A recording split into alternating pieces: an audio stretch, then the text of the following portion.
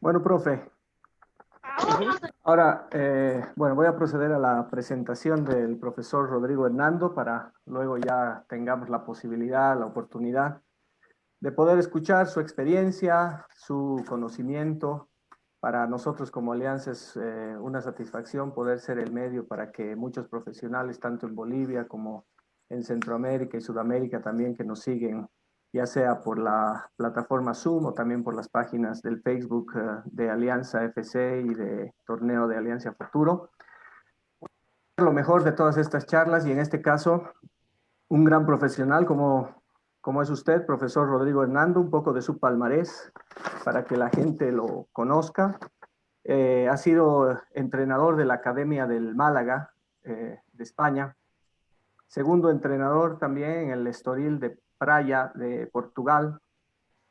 Ha sido el primer entrenador en el Club Deportivo Izarra de la Segunda B de España. También primer entrenador en Peña Sport Fútbol Club de España. Acá ha sido entrenador y coordinador del Spanish Soccer School, que esto está en Dubái, y la escuela pertenece a Michel Salgado, ex jugador profesional del Real Madrid. Y también ha sido primer entrenador en Ulaanbaatar City Fútbol Club en el país de Mongolia. El tema que va a dar el profe hoy es aplicación del modelo de juego a través de la gestión del cuerpo técnico. Profe, darle las gracias porque sabemos que, bueno, usted reside en España, es español, allá son las 12:05 de la mañana, está haciendo un esfuerzo para poder estar con nosotros, para poder compartir la plataforma y de verdad que le agradecemos de antemano esta posibilidad que nos da de poder compartir estos minutos y poder estar con usted. Un agradecimiento especial de parte de todos los presentes. Desde este momento, profe, usted es el indicado a llevar esta charla y para antes de darle la palabra, sí, para todos los asistentes, cualquier pregunta que tengan la podemos ir formulando en el chat y posterior a eso vamos haciéndole conocer al profesor Rodrigo para que vaya un poco eh, respondiendo a todas a las preguntas que puedan ir apareciendo. Así que, profe, bienvenido y el micrófono en realidad es suyo y la charla a partir de este momento pues es toda suya.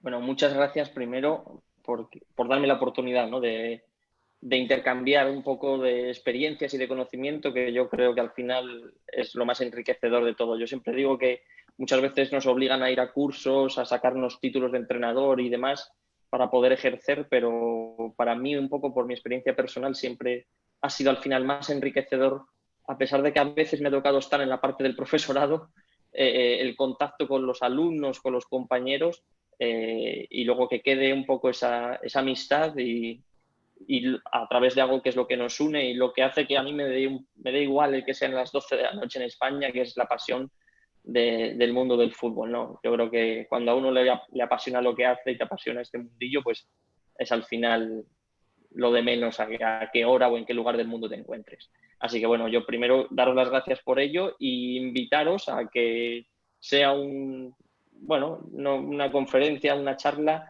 porque en dos vías. Lo que yo os pueda ir contando, que os puedan surgir dudas o que podáis aportar, yo os lo agradecería porque habitualmente me toca estar en el otro lado y me gusta que pueda ser un canal de comunicación para que todos nos enriquezcamos. Y bueno, si queréis, pues voy a pasar a un poco a explicaros un poquito lo que yo he preparado junto con Danilo. Estuvimos hablando que podía ser a lo mejor interesante y para poneros un poquito voy a compartir la pantalla para que veáis la presentación y a partir de ahí pues os explico un poquito lo que es mi idea.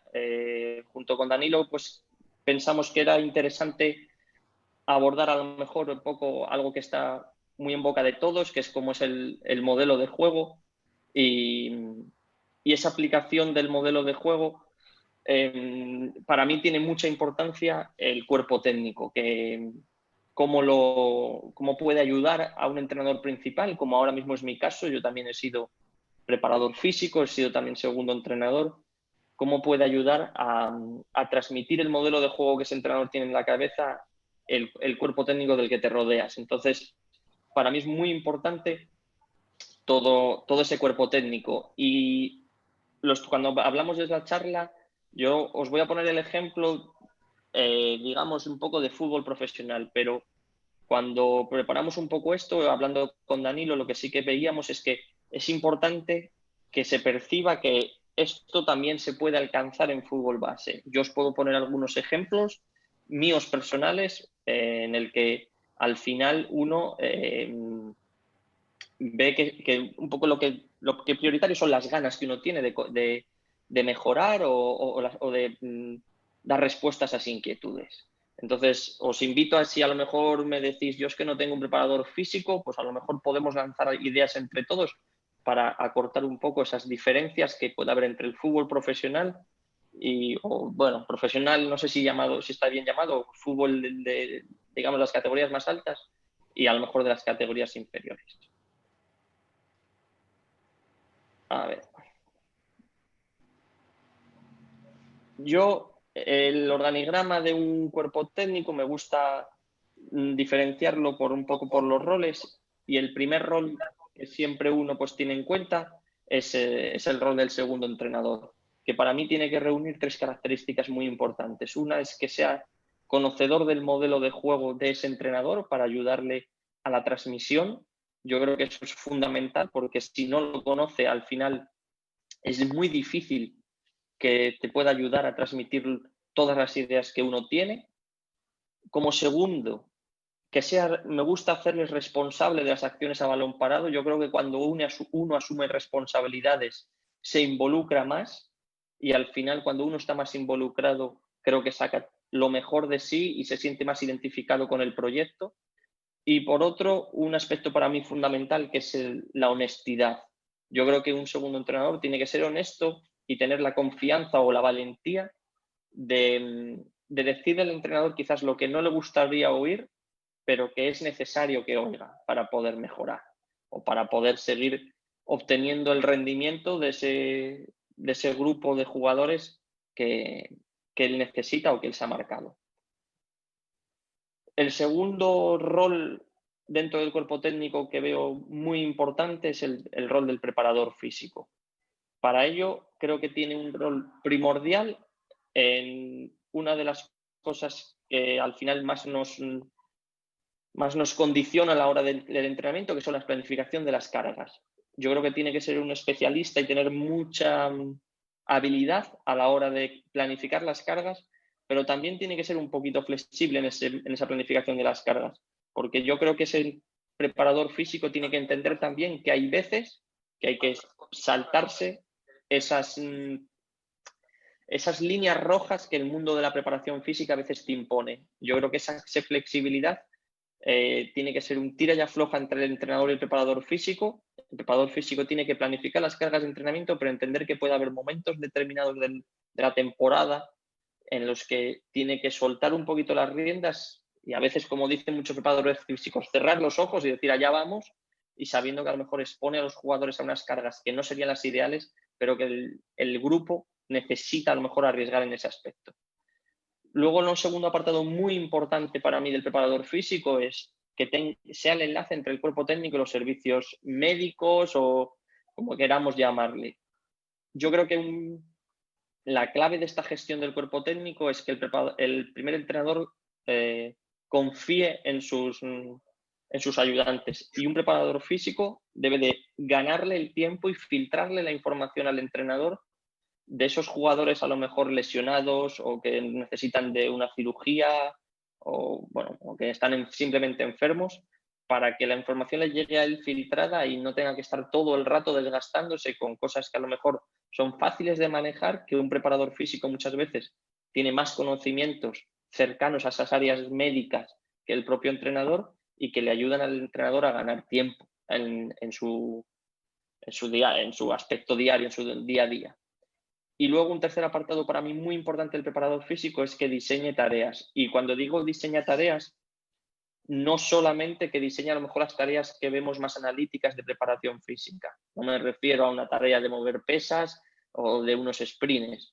creo que tiene que también, y cuando se incluye el trabajo con balón, atreverse a diseñar tareas de ese tipo, obviamente en, en comunicación o en colaboración con el entrenador, y que entre los dos puedan, digamos, diseñar la tarea final que se va a realizar, pero que él proponga no solamente las tareas específicas de ese área de preparación física. A mí no me gusta personalmente decir a un preparador físico: tienes 25 minutos al empezar la sesión de entrenamiento o cuando sea, y no saber ni lo que va a realizar, ni que acabados esos 25 minutos él no tengan prácticamente ninguna participación más allá del apoyo al entrenador. Avanzando un poquito, una figura que yo creo que es fundamental, no sé si habrá alguien ahora mismo escuchando que, bueno, pues que se dedique a este área muy específica, como es el entrenamiento de portero. Yo tuve la suerte, como ha dicho Danilo, de estar en la cantera del Málaga Club de Fútbol 4 años, y yo entré allí en el área de entrenamiento de porteros. Yo no había sido portero en mi vida. Yo mido 1,66, así que difícilmente me podía poner debajo de los palos. Y tuve la oportunidad de entrar allí gracias a entrar en ese área de porteros, y aprendí mucho. Creo que fue una grandísima experiencia que me enriqueció mucho como entrenador a nivel general. Entonces, ese entrenador de porteros, para mí, lo he vivido desde dentro, ese rol, y tiene que tener dos aspectos muy importantes, que son el diseño de tareas, y no me refiero, igual que el preparador físico tiene sus tareas específicas, no me refiero a esas tareas específicas con los porteros, sino me refiero a que tenga por lo menos opinión a la hora de diseñar tareas que engloben a todo el grupo. Para mí es fundamental, si estamos realizando una tarea de salida de balón, que ese entrenador de porteros participe, porque seguramente los porteros van a participar en esas tareas, y a lo mejor puede dar alguna pauta, alguna regla, algún condicionante a la tarea que él pueda entender que les va a dificultar la labor a los porteros, pero que les va a hacer crecer. Entonces, tiene que ser, al igual que el preparador físico, alguien que se atreva a diseñar o a proponer por lo menos tareas en global con el grupo. Y luego la edición de vídeos. Cuando me refiero a la edición de vídeos, me refiero, creo que los entrenadores de porteros al final son los que mejor captan lo que sienten los porteros. Y si se tiene la opción de poder editar vídeos de rivales, por ejemplo, unos penaltis de los lanzadores de penaltis del próximo rival, creo que esa labor, el que mejor se la puede explicar y el que mejor puede hacerla es el entrenador de porteros, y transmitir esa información el propio entrenador de porteros a sus porteros. Un cuarto rol que podríamos decir que quizás es el último área que está llegando, que bueno, ya ha llegado al mundo del fútbol, que es esos departamentos de análisis, de scouting, que se crean en muchos clubes, y que es lo que mucha gente llama los analistas. Entonces, un analista, para mí, tiene que reunir dos funciones principales, que son, otra vez, conocer el modelo de juego, igual que lo tenía que conocer el segundo entrenador. ¿Y por qué creo que es importante? Porque si yo voy a tener un analista que me va a decir cómo juega el rival y cómo puedo hacerle daño al rival, seguramente me vaya a ayudar más a hacerle daño si conoce cómo juega mi propio equipo, que si no lo conoce tanto desde dentro, o cómo es mi idea como entrenador que desearía que juegue mi equipo. Entonces, para mí es muy importante que conozca el modelo de juego. Y segundo, que si se puede, que sea un analista de las propias sesiones de entrenamiento, llevar un control. Ahora veremos un poquito cómo lo hacemos nosotros en el cuerpo técnico, cómo lo hemos hecho últimamente, para poder controlar los conceptos que se están entrenando. Creo que es fundamental el poder realizar ese análisis de las propias sesiones de entrenamiento para saber dónde estamos. Y luego he incluido un último apartado, que he puesto otros, donde podemos englobar a muchísimos profesionales que se pueden ver relacionados con el día a día de un club. Un doctor, un médico, que sea a lo mejor alguien externo o alguien interno en los clubs que tienen más medios. Luego los fisioterapeutas, los readaptadores, recuperadores de lesiones que ayudan a esos jugadores que ya a lo mejor tienen el alta médica, pero todavía no están al 100% para poder realizar los entrenamientos de los compañeros, los nutricionistas. Y bueno, ya he puesto puntos suspensivos. A mí sí me viene ahora mismo, yo creo que el último grito, la última moda, por decirlo de alguna forma, ya veremos si se queda en moda o se instaura como una parte muy importante, como son los analistas o los entrenadores de porteros, es esas áreas que se están creando en muchísimos equipos del Big Data, de ese análisis de grandes datos que los equipos cada vez le están dando más relevancia y que puede ser un área muy a tener en cuenta en los próximos años. Bien, con esto yo lo que quería era mostraros un poquito los diferentes roles. Y como os decía antes, cuando hablaba con Danilo al principio y para proponer un poco la charla, lo que podíamos hablar, yo entiendo que hay muchísima gente que me dirá, yo entreno con un ayudante o entreno solo. Entonces, ¿cómo se puede solventar estas carencias? Yo creo que es fundamental no escudarse en un poco en las carencias que uno tiene o que se puede encontrar alrededor. Uno puede encontrar soluciones. Está, yo creo que a la orden del día que pueda haber un entrenador de otro equipo que pueda realizar las funciones de segundo entrenador de otro equipo. Por ejemplo, un entrenador de un sub-15 que sea el segundo entrenador del sub-18 o del sub-12, o un preparador físico de club, que también en clubs a lo mejor con menos presupuesto también se estila y puede ser una manera de solventar esas pequeñas carencias, que sea un preparador físico que coordine un poquito la preparación física de todos los equipos. Un entrenador de porteros también de club, que a lo mejor no pueda estar en el día a día con todos los equipos, pero que tenga 1 o 2 días específicos donde todos los porteros de ese equipo puedan acudir. Un analista, el analista lógicamente muchas veces se requiere de grabar el partido. Y yo, por ejemplo, yo voy a poner un ejemplo que es real, que es que al final yo cuando estaba en fútbol base quería grabar mis partidos. Recuerdo que tenía conmigo una persona que hacía las labores de segundo entrenador y preparador físico, él tenía una cámara de vídeo, pero no sabíamos cómo grabar, sobre todo los partidos que queríamos analizar luego nosotros.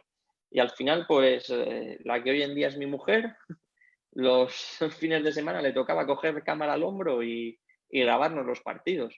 Se ve que realmente estaba enamorada, ¿no? Pero yo creo que todos podemos encontrar la manera de solucionar esas pequeñas carencias. Yo creo que no nos podemos escudar en un presupuesto menor o en otro tipo de excusas. Bueno, esto es lo primero que quería mostraros. Si alguien tiene algo que aportar, o Danilo o Iván, si veis que a lo mejor podemos intercambiar o alguien quiere aportar algo, pues cuando queráis lo vamos haciendo.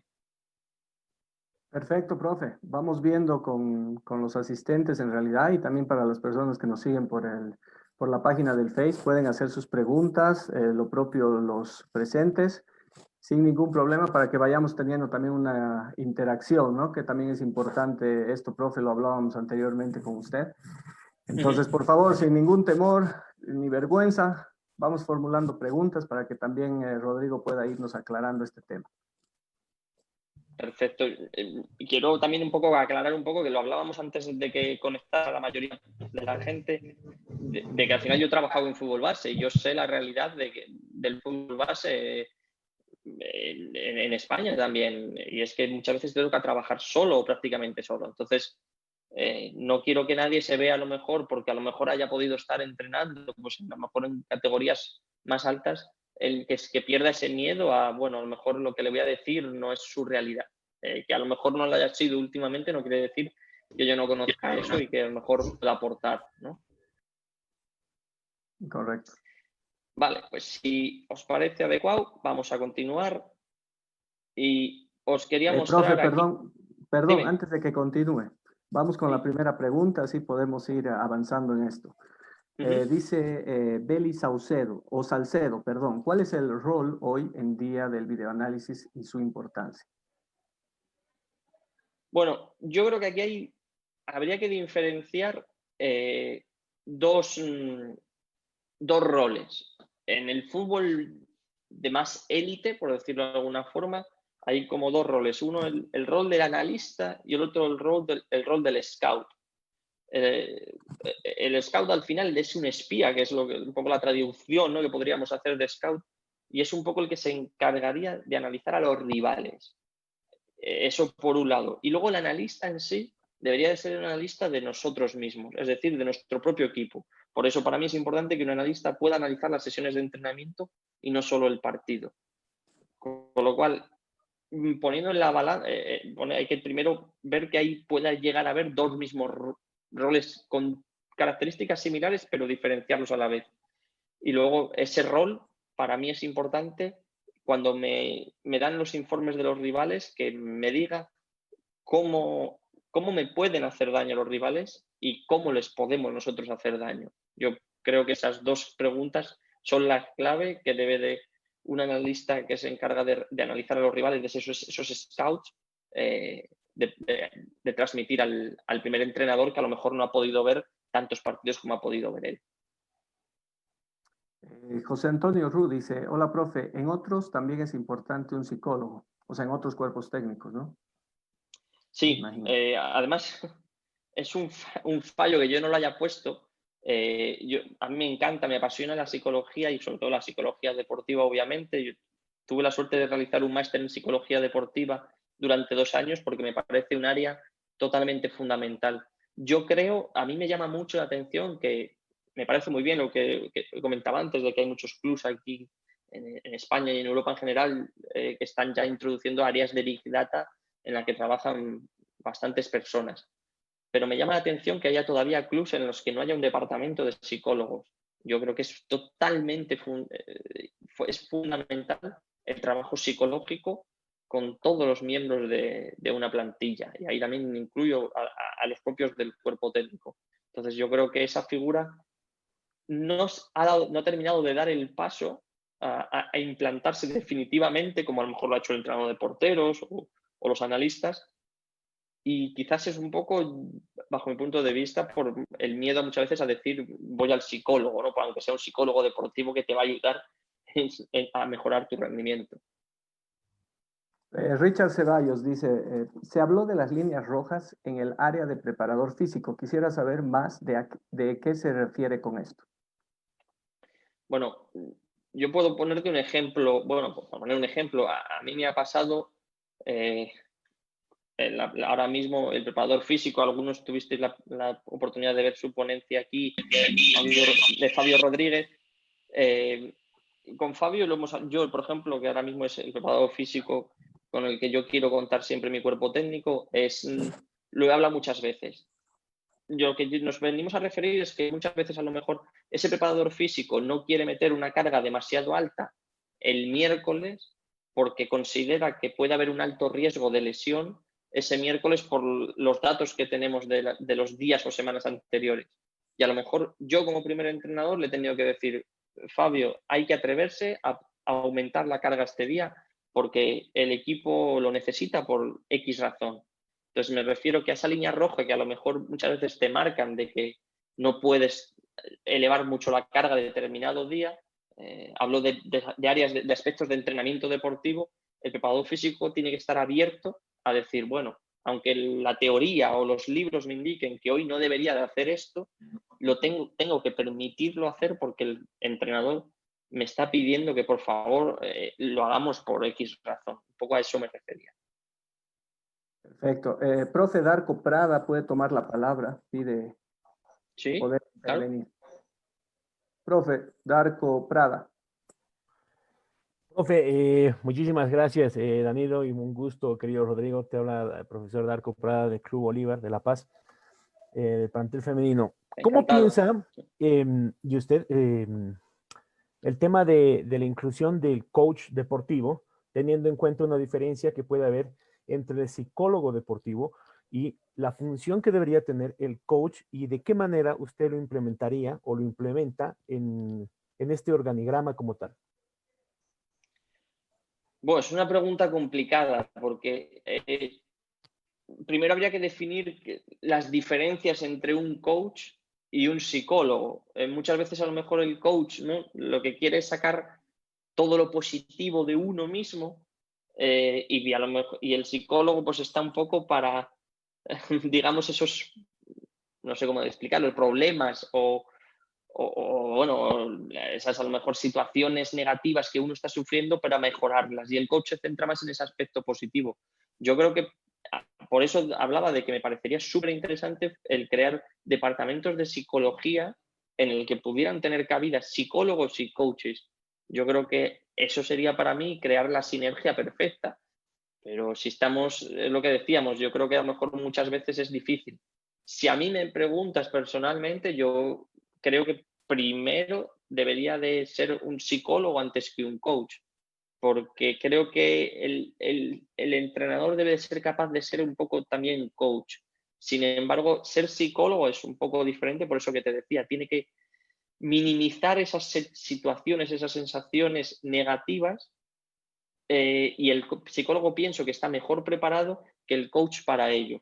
A lo mejor para fomentar las cosas positivas que uno tiene, ambos pueden desarrollarlo, o el coach está más es enfocado a eso en concreto. Pero me parece más completo el psicólogo o la labor que puede realizar el psicólogo que el coach. Muchas gracias. Nada. Profe Marco Vallejos pide la palabra. Profe Marco. Hola, profe, ¿cómo está? Buenas tardes. Hola, buenas tardes. No sé si me escucha. Sí, sí, se le escucha, profe. Sí, sí. Bienvenido. Adelante. ¿Cómo está? ¿Cómo está, profe? Buenas tardes. Tengo una consulta. En realidad, yo soy preparador de arqueros. Bueno, como ustedes lo dicen, de porteros. Y cuán importante es un preparador de arqueros dentro de un cuerpo técnico, que solamente más nosotros, por ejemplo, en mi cuerpo técnico hacemos un análisis y mucho énfasis a la pelota parada.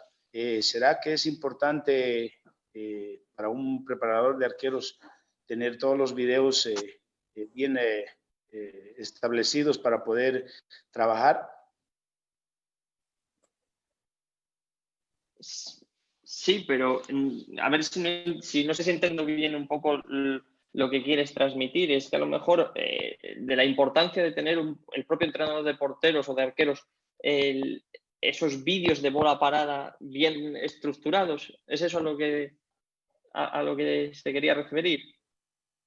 Sí, y saber qué importante es un preparador de arqueros dentro de un cuerpo técnico. Bueno, yo creo que es fundamental. Para mí es fundamental porque creo que el portero es una pieza totalmente distinta a las demás. Solamente por el hecho de que pueda usar las manos le hace diferente. Y yo creo que necesita una preparación distinta también porque por muchas razones, no solamente por esas, sino también sus demandas físicas durante el partido son distintas. Entonces, para mí es una faceta o un rol importantísimo y además debe de existir específicamente en un cuerpo técnico. Y luego a lo que se refería de la bola parada, yo creo que lo ideal, muchas veces porque nos centramos en las acciones a balón parado, pero lo ideal sería que un entrenador de porteros fuera capaz de tener a lo mejor estructurados los vídeos para mostrarle a sus arqueros no solamente de acciones a balón parado, sino también de situaciones durante el juego. Eso sería lo idóneo. Pasa que muchas veces a lo mejor eso ya es más costoso, ya solamente en tiempo. Entonces, yo creo que ¿por qué no empezar por la bola parada y de ahí poder ir desarrollándolo, ¿no? Muchas gracias. Nada. Pide la palabra el profe Christopher Calero. Profe Christopher. ¿Está por ahí el profe? Sí, profe, adelante. Buenas tardes, profesor. Les saludo el profesor Christopher Calero de Nicaragua. Me gustaría... Encantado. ¿Qué pasó con el profe?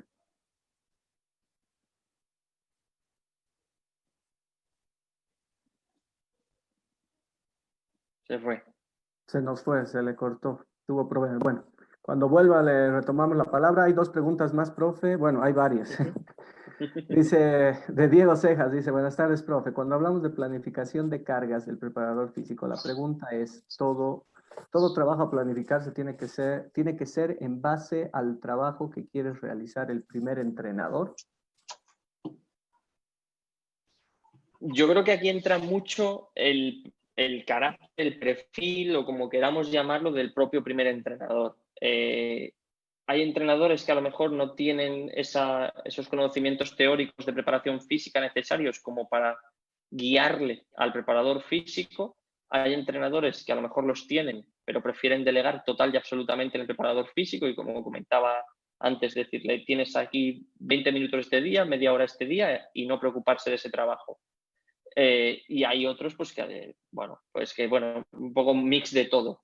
Para mí es muy importante que el preparador físico tenga una relación totalmente directa y muy, muy cercana. Yo ahora mismo, de todas estas personas que vemos en pantalla, la única persona con la que cuento, digamos, fija en mi cuerpo técnico es con un preparador físico.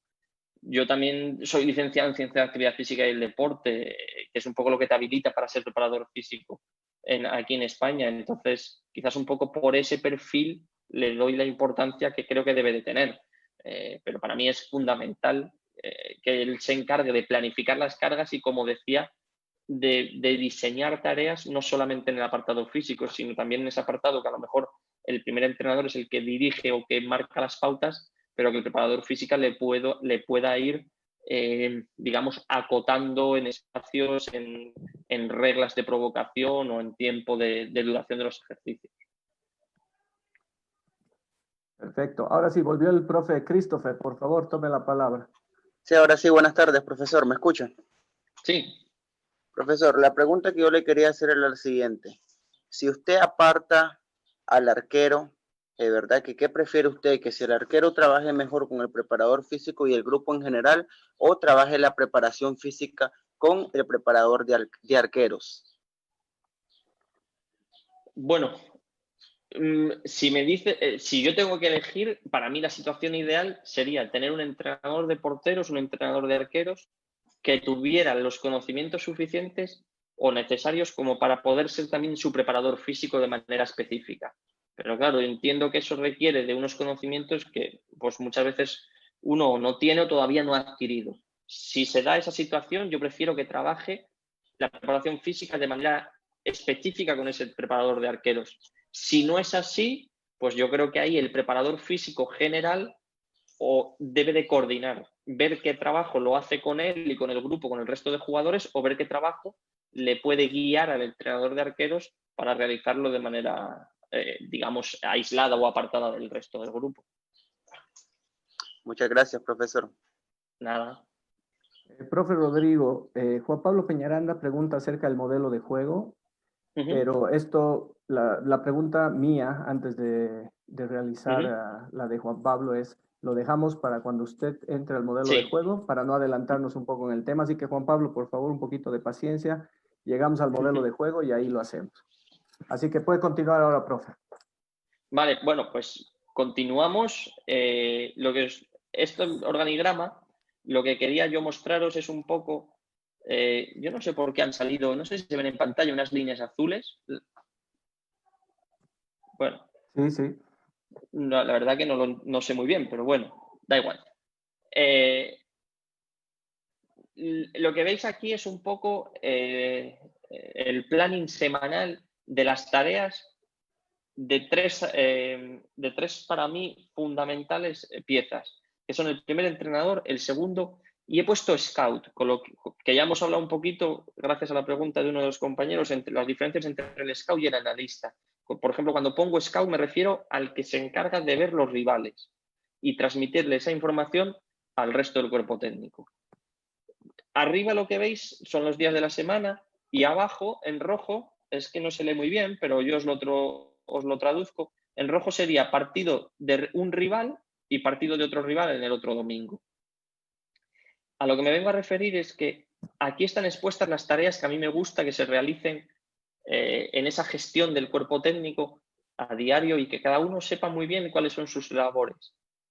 Por eso es fundamental entender para mí un aspecto muy importante, que es que el scout tiene que ir una semana por delante del resto del cuerpo técnico, especialmente del primer y segundo entrenador que van a tener esa información.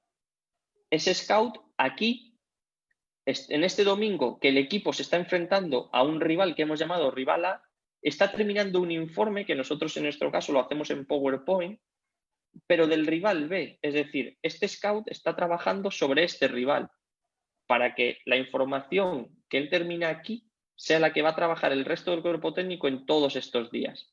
De tal manera que no acabe el partido del domingo y se tenga que empezar a ver el resto de información en estos días, sino que la información aquí el lunes se haya tenido una reunión de scout con primero, segundo entrenador o resto del cuerpo técnico para comunicarles cómo juega este rival de acá. Entonces eso para mí es fundamental.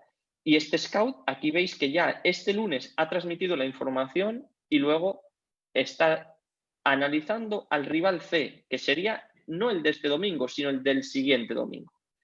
Y luego creo que hay otro aspecto muy importante que es marcar los días libres. Yo creo que antes de empezar la charla lo hemos hablado, que a todos nos apasiona este mundo del fútbol, pero creo que es muy, muy importante, por lo menos para mí, cuando me ha tocado como primer entrenador, que la gente disponga de tiempo para ellos.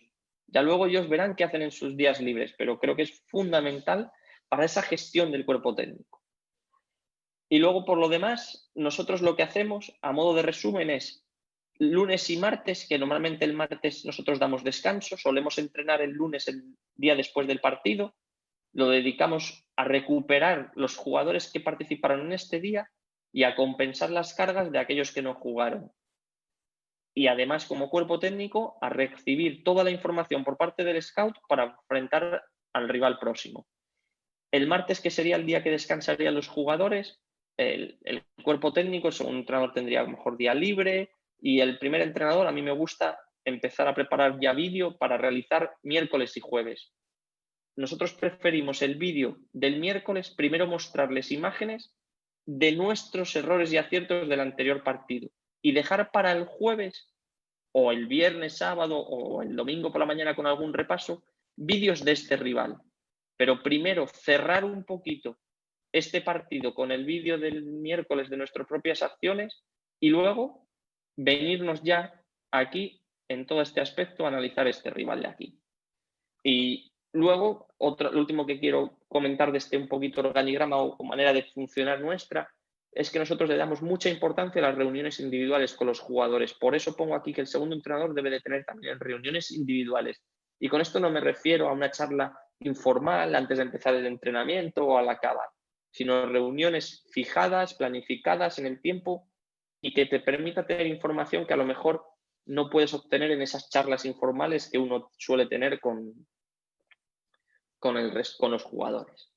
¿De acuerdo? Entonces, con esto avanzamos, si no lo veis mal, y cerramos un poquito lo que sería el organigrama y la manera de planificarnos. Yo creo que esto a lo mejor es porque no sé si es que se ha pintado aquí algo, pero bueno, sale eso aquí, lo dejaremos ya.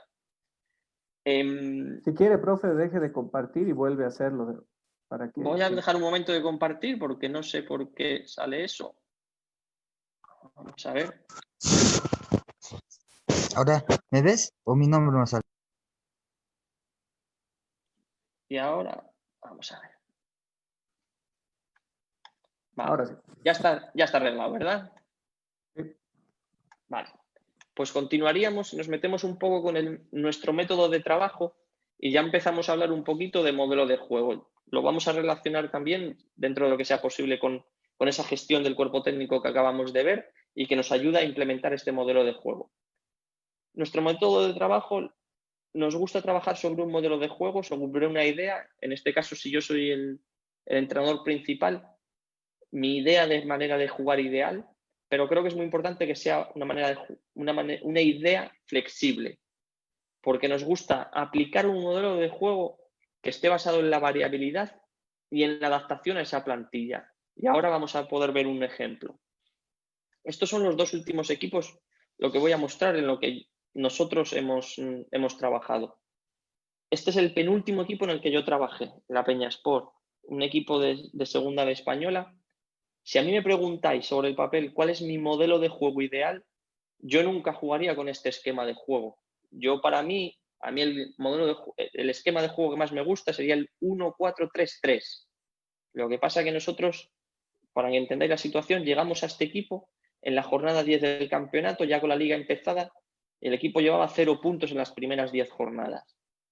Habíamos estado viendo en esas primeras jornadas al equipo, lo conocíamos de haberlo visto en directo, de haberlo visto también en partidos y conocíamos a algunos jugadores. Llegamos y vemos que la plantilla no puede jugar con un 4-3-3 porque nosotros, estos jugadores que a nosotros nos gustaría tenerlos abiertos en nuestro modelo de juego ideal como extremos, vemos que la plantilla no cuenta con esos jugadores.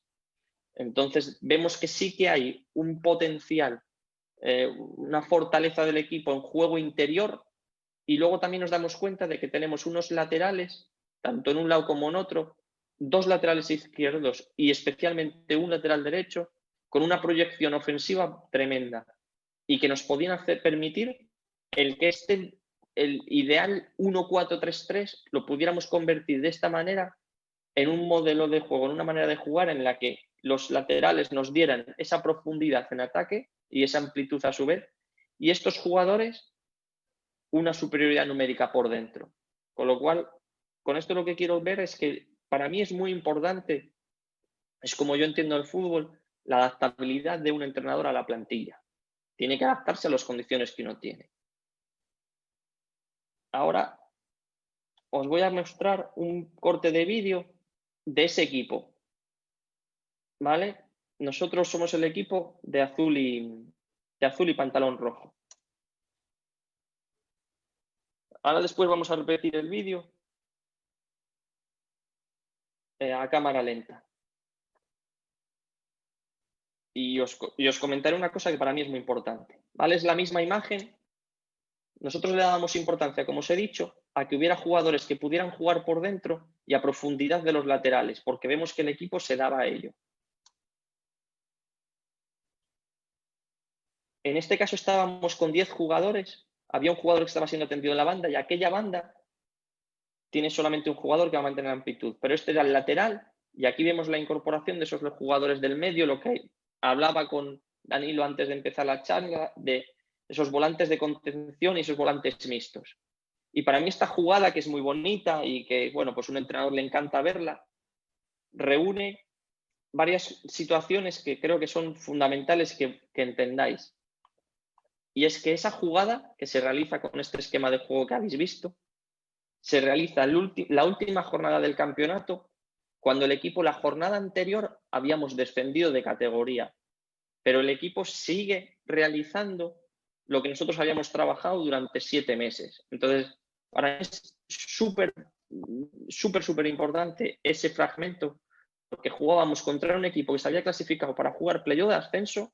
Nosotros veníamos de hacía 7 días de un mazazo tan gordo como es un descenso para un equipo, y al final, en el último partido, sin jugarnos absolutamente nada, el equipo sigue reflejando y sigue mostrando el trabajo que se había implementado.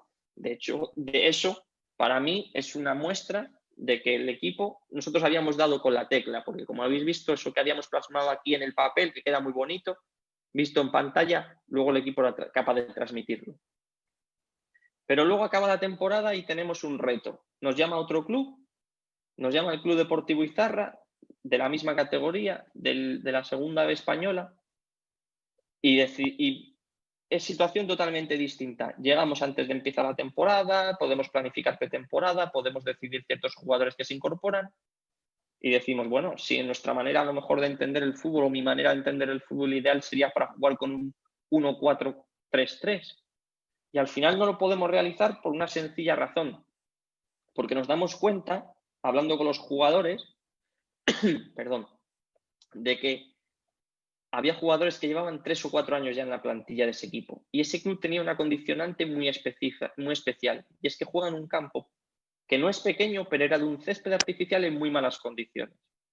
¿Qué sucedía? Que los jugadores que llevaban tiempo tenían instaurada en su cabeza que no se podía jugar nada más que otra manera que con juego directo. Y decidimos que si hubiéramos jugado con un 4-3-3, ese juego directo podía ser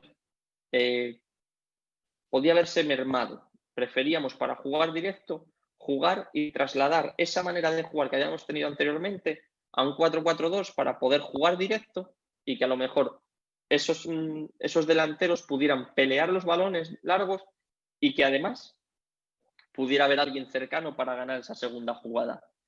No solamente ya pensando en nosotros mismos, sino también pensando en los equipos que venían a ese campo y que estaba muy extendida en la categoría, que en ese campo no se podía jugar al fútbol, que había que jugar a balón largo y a pelear balones arriba. Entonces los equipos nos jugaban así y al final poco a poco te invitaban a jugar así y además, como he dicho al principio, por esa mentalidad que había ya en la plantilla. ¿Vale? Entonces, con esto lo que quería reflejar es que el modelo de juego para mí debe de ser flexible y un entrenador no puede encerrarse a jugar de una sola manera. Como he dicho antes, no podéis ir parando y que hagamos esto dinámico. Si queréis, a lo mejor termino la diapositiva y cuando termine, si hay preguntas, pues las podemos debatir. Luego tenemos un apartado que para nosotros es fundamental en el método de trabajo, que es la metodología. Nosotros no vale de nada decir que tenemos un modelo de juego y que nuestras sesiones de entrenamiento no estén basadas en ese modelo de juego, con la idea de transmitir nuestra idea a la plantilla. Y esto, por ejemplo, que veis aquí, no es más que una plantilla en una hoja de Excel en la que nosotros vamos incluyendo las actividades a realizar, los ejercicios. Arriba están puestos los nombres de los jugadores, información, pues la hora de entrenamiento, los objetivos que nos marcamos. Y esto de aquí no es más que registrar el calentamiento y la parte principal. No es más, pero creo que es mucho. ¿Por qué? Porque creo que esto debe de ir registrado para que el cuerpo técnico tenga un control de lo que está haciendo. ¿Vale? Y como veis, esto no requiere de grandes medios. Esto requiere de poder tener un ordenador y el Excel para poder realizar una simple planilla donde uno pueda ir guardándolo. Yo no hace tanto tiempo lo hacía todo a mano. Entonces, incluso sin ordenador se puede realizar. Un tercer apartado para nosotros muy importante en nuestra manera de trabajar es el seguimiento individualizado. Para mí es fundamental tener reuniones individuales con los jugadores y con el cuerpo técnico, como hemos dicho antes, para poder conocer sus inquietudes y aplicar ciertos programas al respecto, ¿vale? Que esos programas puedan ayudar a sacar el mayor rendimiento posible de esa plantilla. Y como hemos visto anteriormente en ese organigrama, en esa manera de trabajar nosotros a diario o semanalmente, el segundo entrenador también tiene cabida aquí. Debe de tener cabida, debe de sentirse importante, porque eso le va a ayudar a estar más implicado y a poder transmitir de mejor manera el modelo de juego que dijimos que era importante que también conociera. Y esto es otra planilla en Excel donde nosotros reflejamos las reuniones fijadas con los jugadores. Esto no se trata de hacerlo bajo un punto de vista cada semana o incluso cada mes. Con 3, 4 al año como mucho en una temporada de 10 meses es suficiente para poder tener esa información. Nosotros lo dividimos, lo explico rápidamente, la parte de arriba son datos personales para conocer un poquito más al jugador, sobre todo al principio, si a lo mejor no lo conocemos bien en profundidad. La parte azul serían un poco las estadísticas pasadas, los minutos jugados, partidos, goles y demás. En verde sería la temporada actual, qué espera de la temporada del jugador y qué se espera de él y que quede reflejado de una manera a modo de un contrato, que el jugador en un momento dado se comprometa y el entrenador también se comprometa y lo deje escrito y plasmado. Y luego en negro lo único que hacemos es apuntar en qué fecha nos hemos reunido y cuándo queremos que sea la próxima reunión para que tenga una continuidad ese trabajo y no caiga en saco roto. Y luego, por último, un cuarto punto fundamental en nuestra manera de trabajar, que es el control del entrenamiento. Ya habéis visto que registramos tanto las sesiones como esas reuniones individuales, pero nos gusta tener un control lo más detallado posible. Aquí, por ejemplo, es fundamental la labor del preparador físico.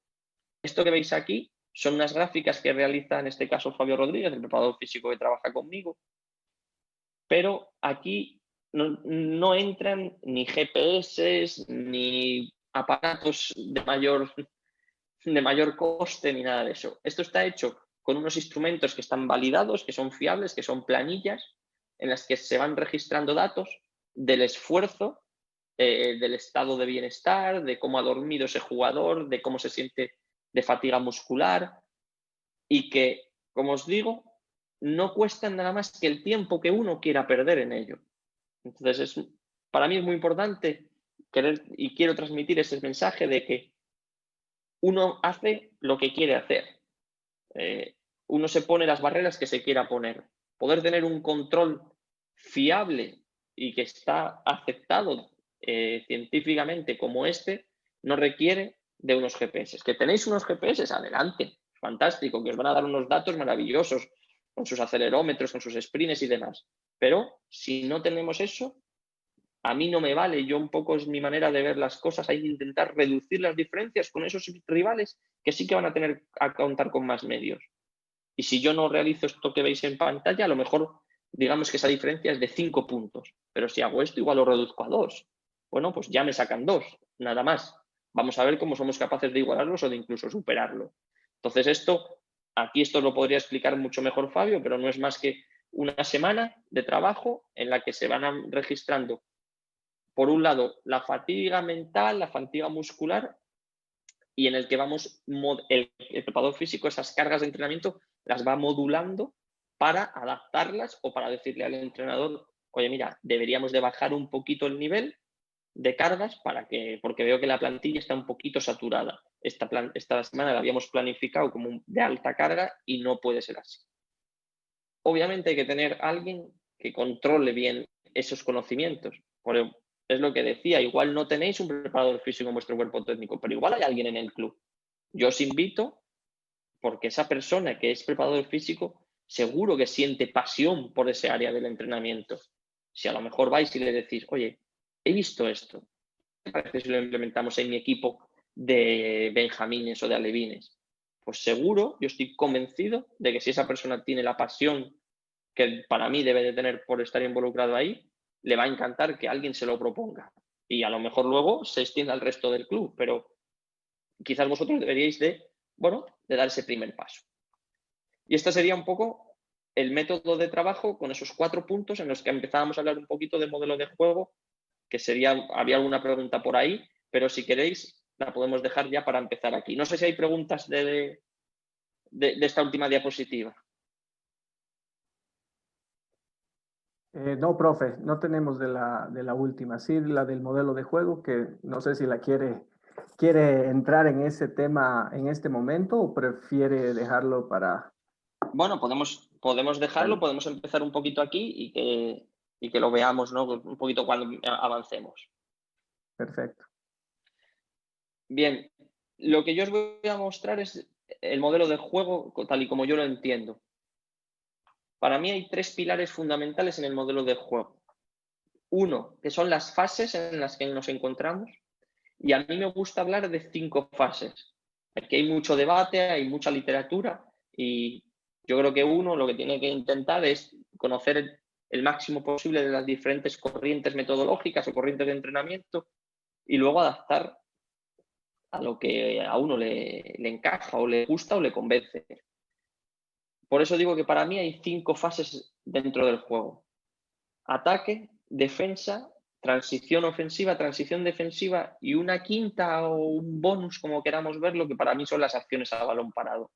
Porque creo que un apartado tan específico y que tiene tanto peso, por ejemplo, en goles a favor, en los que muchas veces 1/3 de los goles vienen precedidos o vienen a través de acciones a balón parado, no se puede dejar de lado. Es verdad que todo el mundo lo trabaja en mayor o menor medida, le da su importancia, pero creo que también debería de verse incluido en el modelo de juego. Por eso, dentro de esos 3 pilares del modelo de juego, incluimos por primero las fases de juego, segundo, la zona del campo donde nos encontremos, donde se encuentre el juego. Nos gusta a nosotros dividir el campo en 3. Como veis en pantalla el campo, nosotros lo dividiríamos, aquí está dividido en 4, ¿vale? Simplemente un poco para que os hagáis a la idea. Si esta es la portería que define nuestro portero, el primer tercio del campo sería zona 1, la zona intermedia sería zona 2 y zona 3, la zona más alejada, la zona de la portería rival. Y un tercer pilar del modelo de juego que son los principios del modelo de juego. Nosotros lo que entendemos como principios del modelo de juego es un poco lo que viene en gran parte de la literatura, que sería en ataque, el primer principio del juego sería marcar gol, el segundo progresar y el tercero mantener la posesión. Y en defensa los mismos, pero al revés. En defensa el primero es que no nos marquen, el segundo que no progresen y el tercero poder robar. Entonces estos tres pilares nos hacen poder desarrollar nuestro modelo de juego, que es un poquito lo que os voy a mostrar ahora. Nosotros lo tenemos desarrollado. Vamos a ver si no falla y se quiere abrir. Bien, yo tengo aquí montado mi modelo de juego. Y lo que os quiero enseñar es el trabajo de años. Pero para mí es importante lanzar el mensaje de que uno tiene que empezar a escribir su modelo de juego. Yo creo que cuando uno lo escribe y lo plasma en un papel es cuando lo empieza a ordenar, lo empieza a organizar. Y que si no lo plasma o no lo escribe, al final está poniendo excusas para seguir desarrollándolo. Esta planilla que os voy a enseñar rápidamente, algún ejemplo, no sé si son 84 diapositivas que he ido realizando durante los años y que además he ido modificando. Entonces, lo primero es empezar, porque como decíamos, si me escudo en que no tengo un preparador físico en mi cuerpo técnico para poder realizar un control, pues ya estoy perdiendo opciones de mejorar. Y esto para mí es lo mismo. Entonces, bueno, aquí como veis hay muchos apartados. Yo lo que quiero es poneros un ejemplo. Voy a pasarlo rápido para ir aquí, por ejemplo. Lo que hemos dicho de los pilares del modelo de juego, que sería, lo primero, la fase de juego en la que nos encontramos, que sería la defensa. ¿En qué zona del campo? Zona 1, como veis marcado aquí. Y luego aquí, que estarían los principios de juego. Evitar gol, impedir progresión y robar la posesión. Con sus principios, con aspectos o conceptos que a mí me gusta trabajar durante la temporada con el equipo, pero que esto cada uno lo va desarrollando a su manera. Cada uno lo hace de la manera que él lo entienda. Y ahora la parte importante es que uno lo plasme en un papel y diga, esto sería como yo lo haría. En mi manera, en mi vida ideal como entrenador es lo que a mí me gustaría que mi equipo plasmara. ¿Y cómo llevas esto a la práctica? Y entonces, para llevar eso a la práctica, dentro de lo mismo, como veis esto, lo transmitimos algunos ejemplos de ejercicios. Y entonces siempre poder tener de cada fase, zona y principio de juego 2 ejercicios mínimo para que me ayuden a empezar a trabajar ese aspecto concreto de mi modelo de juego. Si avanzo, aquí estamos en defensa, zona 1, evitar gol, pasamos a defensa, zona 1, impedir progresión y otros 2 ejercicios, y luego defensa, zona 1 y robar la posesión. Y lo siguiente sería ya pasar a defensa y a zona 2. Y lo mismo, evitar gol, impedir progresión y robar la posesión. Esto son muchas horas de trabajo, pero yo cuando empecé, lo empecé a hacer a boli, lo empecé a hacer en un cuaderno y luego ya lo fui pasando, lo puedes poner más bonito, menos bonito. Pero yo creo que lo importante es que uno ordene sus ideas y para ello empiece por ordenarlas de manera que lo vaya plasmando en un papel. Volviendo un poquito a la presentación, digamos, general, para que os quede claro un poquito la manera que nosotros entendemos el modelo de juego. Y aquí os voy a explicar un poquito las fases del modelo de juego, con algunos aspectos, simplemente para que entendáis la manera personal, digamos, de entender el fútbol. Por un lado estaría el ataque, con 4 aspectos fundamentales. A nosotros nos gusta decir que queremos imponer los conceptos y no el esquema de juego. Yo creo que eso lo habéis entendido bien con ese ejemplo que os hemos dicho. Para nosotros el esquema de juego ideal que se amolda a nuestro modelo de juego sería ese 1-4-3-3. Pero hay veces que uno se encuentra con plantillas que no lo van a poder desarrollar o campos que no le van a invitar a poder desarrollar ese modelo de juego con esquema y tiene que cambiarlo. Por eso la importancia de imponer conceptos que no dependan del esquema de juego, sino que dependan de la manera de entrenar y de entender el fútbol de ese entrenador. Un segundo aspecto fundamental dentro del ataque, que sería que en los últimos metros hay unos conceptos básicos que hay que respetar, pero hay que dar libertad al jugador, porque consideramos que si un jugador no es creativo cuando se encuentra cerca del área rival, le estamos lastrando o le estamos acotando en una zona y en una fase del juego como es el ataque en la que no deberíamos de hacerlo. Un tercer aspecto, que sería que nos gusta tratar de someter a los rivales mediante nuestra manera de jugar, pero apoyándonos siempre que sea posible en el análisis del contrario. Y si tenéis un analista, perfecto. Yo sé lo que es trabajar, como os he comentado, en fútbol base, y al final yo era el que me iba a ver los partidos de los rivales, anotaba en mi libretita y no tenía ni cámara para grabar ni nada. ¿Eso servía de algo? Yo pensaba que sí. Yo sigo pensando que eso sirve más que no ir a ver al rival y no tener ninguna información. Ahora hay que ver el coste, tiempo económico y rentabilidad de eso. Para mí lo valía. Y por último, cuarto aspecto fundamental del ataque, que sería que nosotros tenemos el convencimiento de la importancia de la posesión como medio para llegar lo más rápido posible al área rival. Es decir, hay equipos que podemos decir que rechazan directamente tener la posesión. Nosotros pensamos que si tienes la posesión del balón, vas a poder llegar más rápido al área rival. Así que en principio, luego hay que ver si es posible o no, si el rival te lo permite, pero nos gusta tener la posesión del balón en esa fase del juego o en esa idea. Pasando a la segunda fase, que sería la defensa, en esos aspectos fundamentales. Uno primordial, todos atacan, todos defienden. Y aquí creo que entra mucho esa labor de psicología, en la que si tienes un cuerpo técnico, tienes un un coach, un psicólogo, te pueden ayudar a convencer a esos jugadores de que yo soy el astro, yo soy el rey de este equipo, para que pueda defender. Yo creo que eso está al alcance de muy, muy pocos, de unos elegidos que son mínimos. Un segundo aspecto de la defensa, que sería el reconocimiento de las situaciones más peligrosas y aplicación del sentido de urgencia. Esto viene relacionado con los principios de juego. Muchas veces, ¿cuántas veces nos pasa que a lo mejor un jugador nuestro pierde un balón en salida de juego cercano a nuestra propia portería?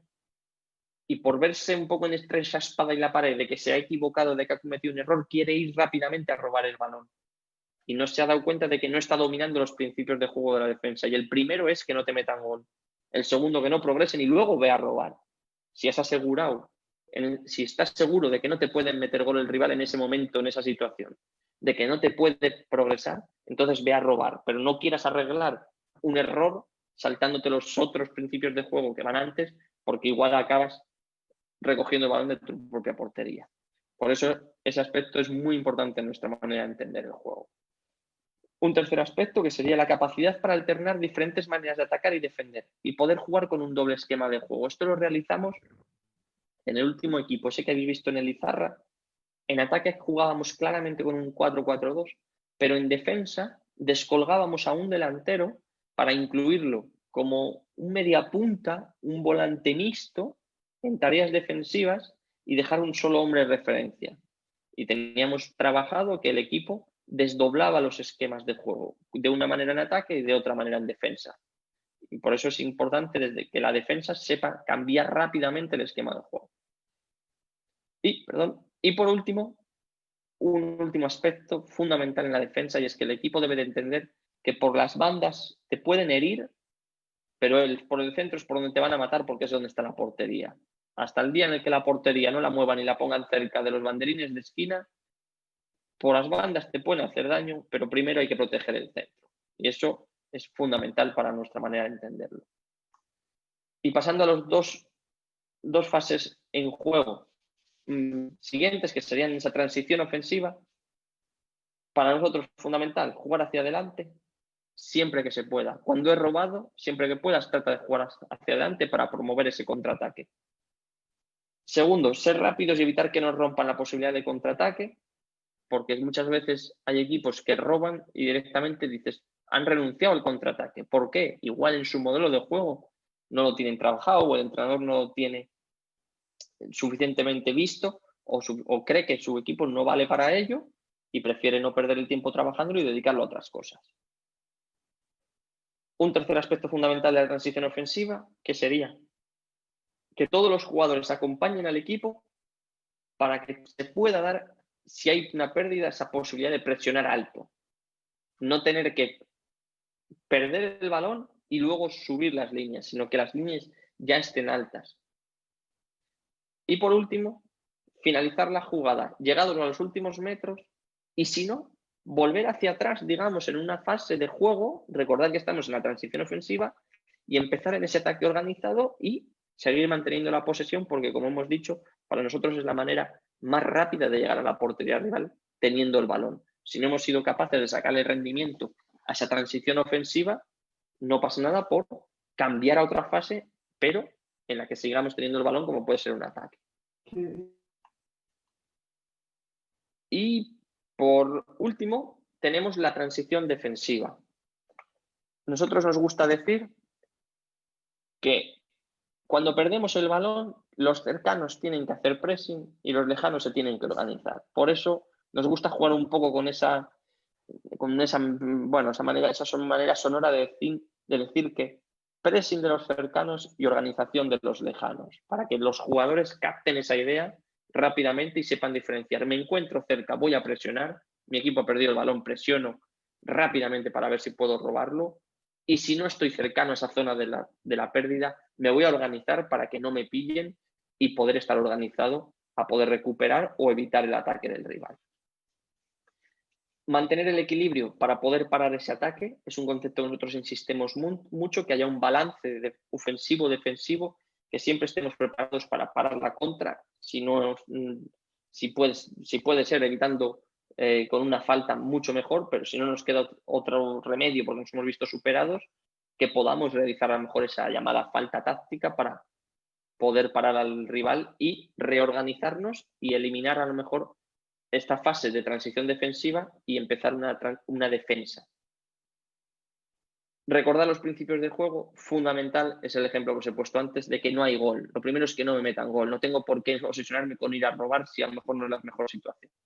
Y por último, el último concepto, que sería reducir lo más rápidamente posible esta incertidumbre que siempre me implica la transición defensiva, esos primeros instantes después de que he perdido el balón, porque reduciendo esa incertidumbre estoy más cerca de pasar al ataque.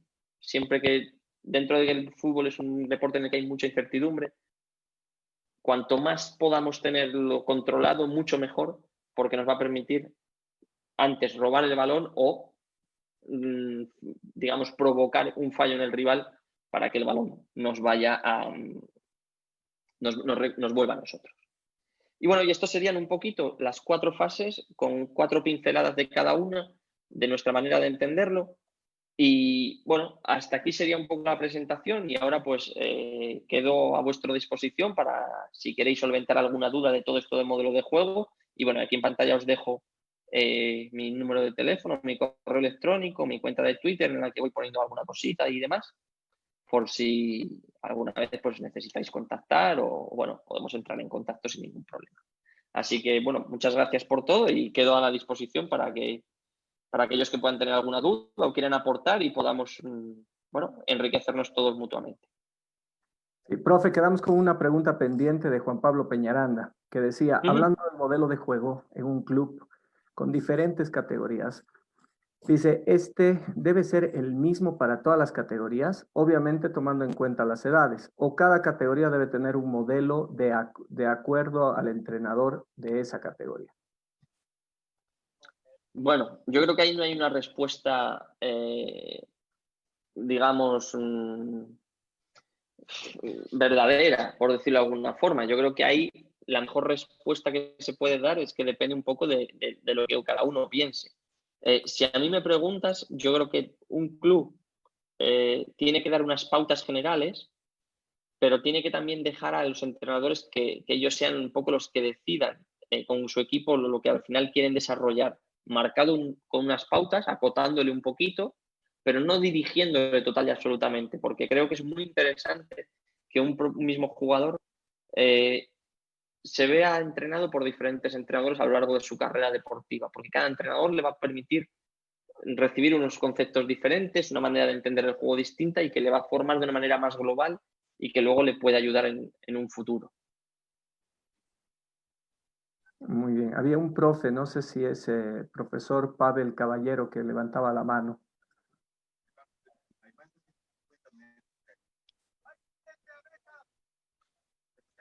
Buenas noches. Ahí va.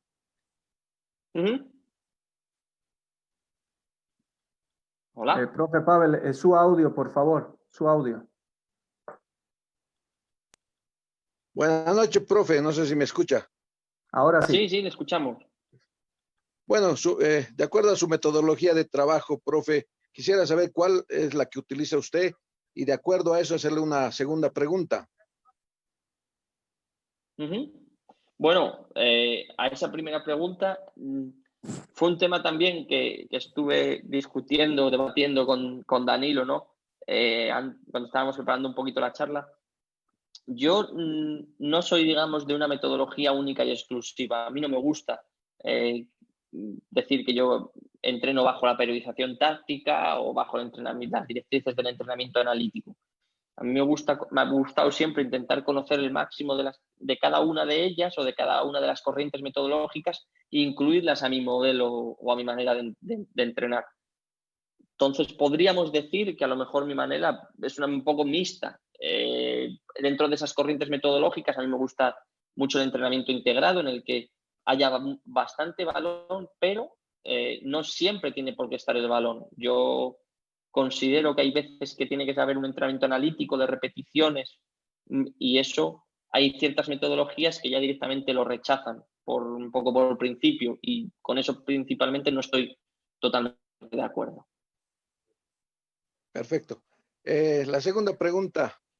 Estamos chocando aquí los que estamos trabajando, algunos profesores que trabajamos en Bolivia con el método integrado, cambiar la mentalidad de los dirigentes y de los jugadores y de algunos entrenadores, que lo que usted dice, que ahora los entrenamientos es todo en situación de partido y de forma integral, que creo que el mundo está cambiando, pero nosotros, particularmente en los equipos que he trabajado, cambiar la mentalidad tanto del jugador como de dirigentes y como de colegas que todavía no están adaptados a estas metodologías de trabajo. ¿Qué nos podría decir para ayudarnos al método global para que podamos trabajar mejor?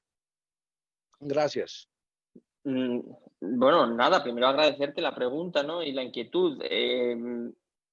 Es que quizás es algo que no tenga una respuesta válida. Yo creo que posiblemente el mejor, digamos, juez va a ser el tiempo y al final la gente se va a convencer poco a poco de esa metodología si es la que correcta o la que mejor se puede adaptar a esa situación y a ese contexto. Yo creo que aquí, por lo menos un poco por mi experiencia, es una metodología que fue calando muy bien porque yo creo que esa metodología integrada con la que siempre hay balón o siempre se intenta tener el balón, el jugador lo agradece muchísimo. Pero la mentalidad al final, a lo mejor de los dirigentes o de otros estamentos del fútbol, no es fácil de cambiar y lo que necesita es tiempo para ir convenciéndose y luego que en el alto nivel de resultados, porque eso al final es lo que te apoya sin duda alguna ese trabajo. Entonces, no sabría muy bien cómo decirte que puedes convencerlos a todos. Yo creo que lo más importante es que uno esté convencido y que tenga sus argumentos. Por eso yo digo que a mí me gusta entrenar con balón, pero yo creo que es importante que hay veces que hay que realizar acciones en las que no esté presente, a lo mejor al inicio de unos conceptos, del trabajo de unos conceptos o algo así, para iniciar ese trabajo y que luego el meter el balón se haya hecho de una manera más progresiva. Pero es una pregunta que sinceramente creo que es muy difícil de dar una respuesta válida. Gracias. Nada. Rodrigo, tenemos una pregunta desde la página del Facebook que dice: Martín, ¿cuál es la principal diferencia de este método con el microciclo estructurado? A ver, es que yo creo que entrar un poco en metodologías en las que debatir es siempre complicado, ¿vale? Porque al final tú tienes el microciclo estructurado. Yo creo que un poco, por eso he dicho al principio, es que me ha unido un poco a mi manera de pensar. Porque a mí no me gusta decir que soy de una única metodología, sino que yo creo que mi metodología bebe un poco de todas las fuentes. Sino que a lo mejor tú cuando usas el microciclo estructurado está demasiado, bajo mi punto de vista, estructurado y no te puedes salir de determinadas zonas porque entonces ya no estás trabajando con el microciclo estructurado.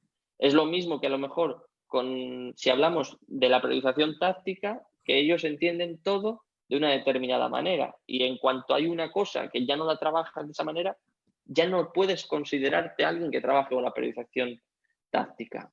Pasa lo mismo con ese microciclo estructurado. El microciclo estructurado tienes que hacer este día tal cosa, este día otra cosa, este día otra cosa. Bueno, y si a lo mejor las condiciones, yo pregunto, de la situación clasificatoria del equipo, de esa plantilla, no te invitan a hacer ese día tal cosa, ¿qué haces? ¿No sigues trabajando? ¿Los mandas de vacaciones? Entonces, por eso veo que todas las metodologías que acotan en exceso,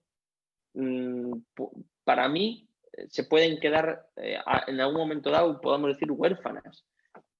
Por eso digo que a mí me gusta sobre todo la manera de trabajar, la metodología más integral, porque al final es una cosa un poquito más global, que abarca un poco todo, y ya luego cada uno le va metiendo sus pinceladas, en el que en cada ejercicio puedas trabajar por los diferentes aspectos del entrenamiento, metiendo técnica, táctica, psicología, preparación física, pero que no me acoten tanto cuándo realizar cada ejercicio, sino que sea la propia situación la que me lo vaya marcando. Muy bien. Percy pregunta, en menores, ¿cuántos sistemas de juego recomienda que los chicos dominen? Bueno, yo creo que va relacionado con la pregunta que hizo otro compañero. Yo creo que no hay un número determinado de sistemas o de esquemas de juego que tengan que dominar los jugadores. Por eso para mí es importante, a lo mejor, o sería interesante que pasarán por diferentes entrenadores a los que el club les haya podido decir estos conceptos tienen que dominar, pero no tengan que trabajar de esta manera determinada, con este sistema de juego en concreto. A mí me ha ocurrido estar en clubes en los que te decían el equipo tiene que jugar con este sistema de juego en concreto. Y yo tratar de hacer entender que a lo mejor ese sistema de juego, si tú juegas con un 4-4-2 y en tu plantilla tienes 2 o 3 jugadores que son mediapuntas y no hay cabida esa ficha en ese sistema de juego que te imponen, quizás estás lastrando o poniéndole una barrera al desarrollo de esos jugadores que quizás son los que luego van a llegar a la élite.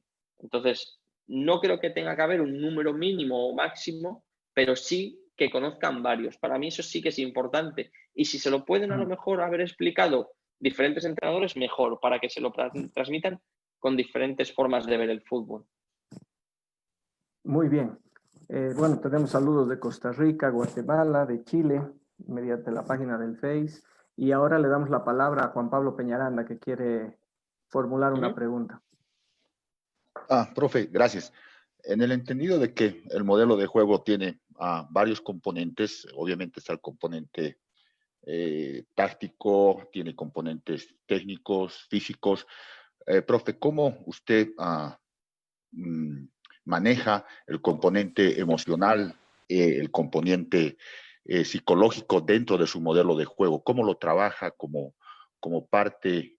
Porque obviamente entiendo de que al ser parte del modelo de juego se lo debe de trabajar en los entrenamientos, en las sesiones de entrenamiento. ¿Cómo trabaja este componente emocional, este componente psicológico en el modelo, profe?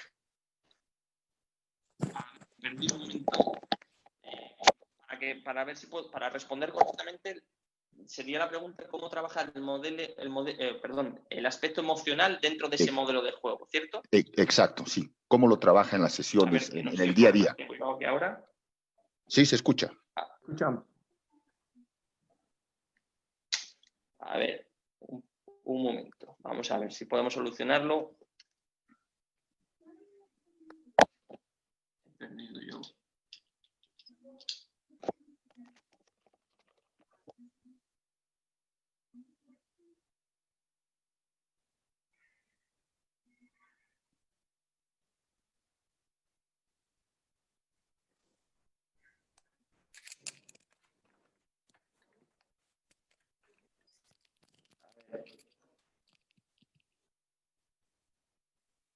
A ver si os escucho ahora. ¿Nos escuchas? Ahora, sí. Perdón. La pregunta era esa, ¿no? ¿Cómo trabajar en el modelo de juego el aspecto emocional, ¿cierto? Y psicológico, sí. O sea, ¿cómo lo trabaja en el día a día, en las sesiones de entrenamiento? ¿Está planificado? ¿Cómo lo trabaja? ¿Cómo enfoca este componente, profe? Bueno, me gusta mucho esa pregunta. Nosotros hacemos una planilla. Nosotros nos encanta trabajar con hojas de Excel porque creemos que se puede controlar muy bien los conceptos que trabajamos. Y dentro de esa planilla de Excel nosotros reflejamos aspectos emocionales o que nosotros consideramos que hay que trabajar específicamente. Un del aspecto que nosotros le damos mucha importancia es la cohesión del grupo. Entonces empezamos poniendo, por ejemplo, te voy a soltar algunos ejemplos para que a lo mejor creo que pueda ayudarte a entender la manera de trabajar. Para trabajar la cohesión de grupo, nosotros hacemos con equipos que entrenábamos por las mañanas, que eran profesionales, desayunos cada cierto tiempo. Esos desayunos los pagaban a lo mejor los perdedores de una liga interna. Dentro de esa liga interna se realizaban ejercicios en los que los jugadores no sabían qué ejercicio pertenecía a la liga interna y qué no.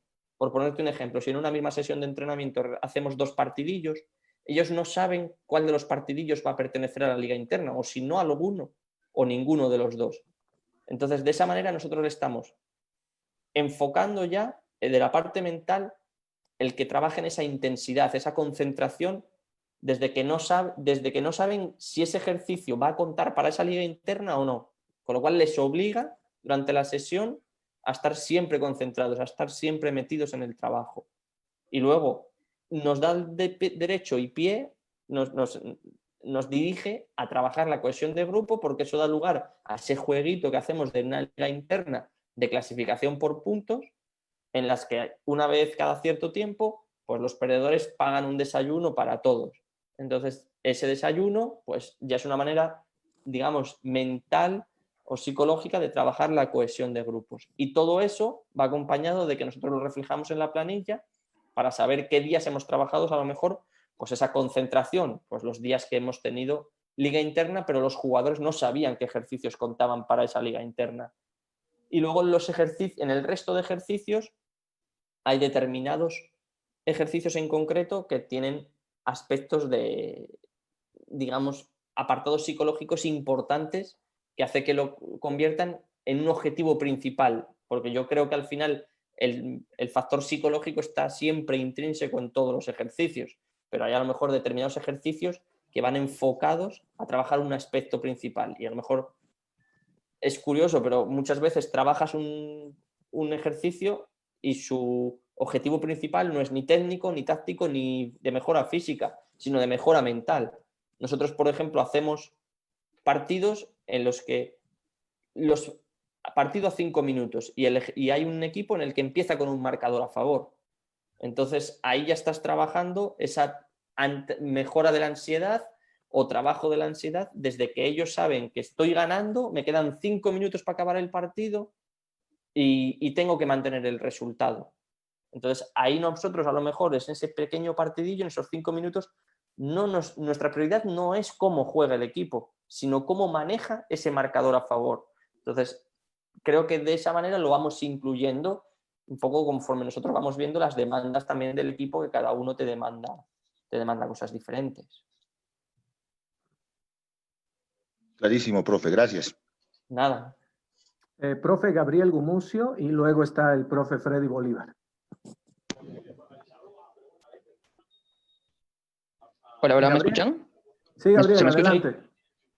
¿Qué tal? Bueno, sí, primero quería preguntar sobre los aspectos específicos de táctica, como por ejemplo lo que mencionaba de identificarse como el jugador cercano o alejado para ver si presiona o no.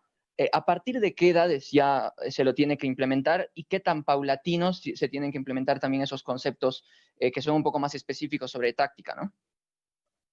Bueno, yo creo que es una buena pregunta, te la agradezco mucho esa pregunta, porque en la bibliografía podemos encontrar, quizás es más difícil de encontrar en la parte táctica o en los aspectos técnico-tácticos que en las partes física, donde sí que a lo mejor puedes encontrar unas edades clave para trabajar. A lo mejor sabes que tienes que trabajar más a lo mejor la velocidad en unas determinadas edades, en las que si no las trabajas, quizás el jugador no llegue a tener toda la trayectoria o el rendimiento, alcanzar su máximo que podría haber alcanzado si en esas edades, en esas fases sensibles de trabajo no las trabajaste. Y en la parte táctica yo creo que está más abierto porque al final los entrenadores todos nos gusta hablar de táctica, todos nos gusta o creemos que sabemos mucho de táctica y pocas veces aceptamos lo que otros nos dicen o aceptamos de peor grado muchas veces la parte que nos quieren imponer de táctica que de otros aspectos. Dicho eso, ¿a partir de cuándo meternos en unos conceptos más específicos?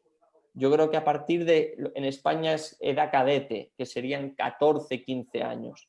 Hasta en 12, 13 años depende a lo mejor también un poquito de la evolución del jugador.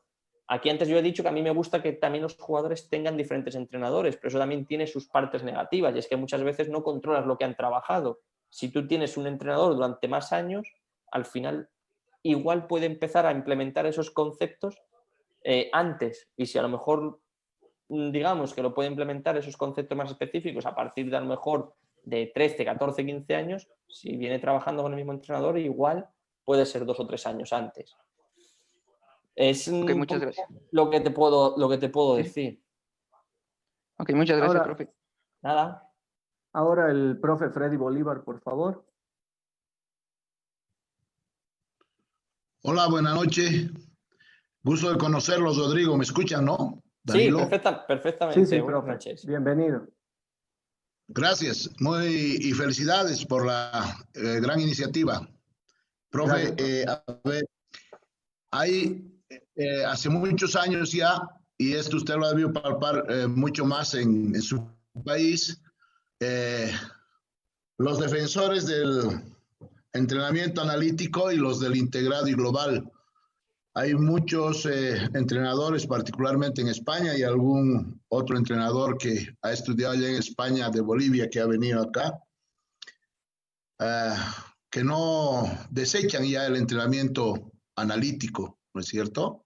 Uh-huh. Y como usted bien lo decía, lo mejor, que también yo lo realizo, y particularmente en las fases de formación, en las etapas de formación, en edad competitiva ya, ¿no es cierto? Realizamos el mixto, ¿no? Guardiola lo hace, trabaja mucho los desmarques de apoyo y de ruptura en condiciones de entrenamiento analítico permanentemente. Y usted, ¿qué concepto o qué percepción tienes respecto a estos dos entrenamientos? Que para mí, particularmente, son importantes los dos. Particularmente en la formación, le vuelvo a repetir, porque se pueden corregir muchos errores, gestos técnicos, etcétera, etcétera, para mejorar los fundamentos técnicos, fundamentalmente, ¿no? O lo que hace Pep Guardiola en sus entrenamientos, donde hace mucho, en un circuito, mucho énfasis en los desmarques de apoyo y de ruptura, pero en forma analítica, ¿no? ¿Qué podría opinar respecto a esto? Porque son dos tendencias muy radicales, además. Y con otro aditamento, en la coyuntura que estamos viviendo en el mundo, ¿no es cierto?, con la pandemia, la vuelta a los entrenamientos, particularmente en la primera fase, tiene que ser exclusivamente analítico, sin contacto físico, sin oposición, para volver otra vez a reintegrarlos a la parte futbolística en los diferentes equipos. Esa sería mi pregunta, querido profesor. Bueno, muchas gracias, Freddy, por tu pregunta. Yo es un poco lo que he dicho. Yo he tenido esta conversación, este debate mucho con compañeros. A ver, al fin y al cabo, muchas veces hay mucha gente que le choca un poco lo que yo pueda pensar. Pero quizás mi perfil es el perfil de a lo mejor alguien que, bueno, pues que yo he compensado mi falta de experiencia como jugador. Yo nunca fui jugador profesional.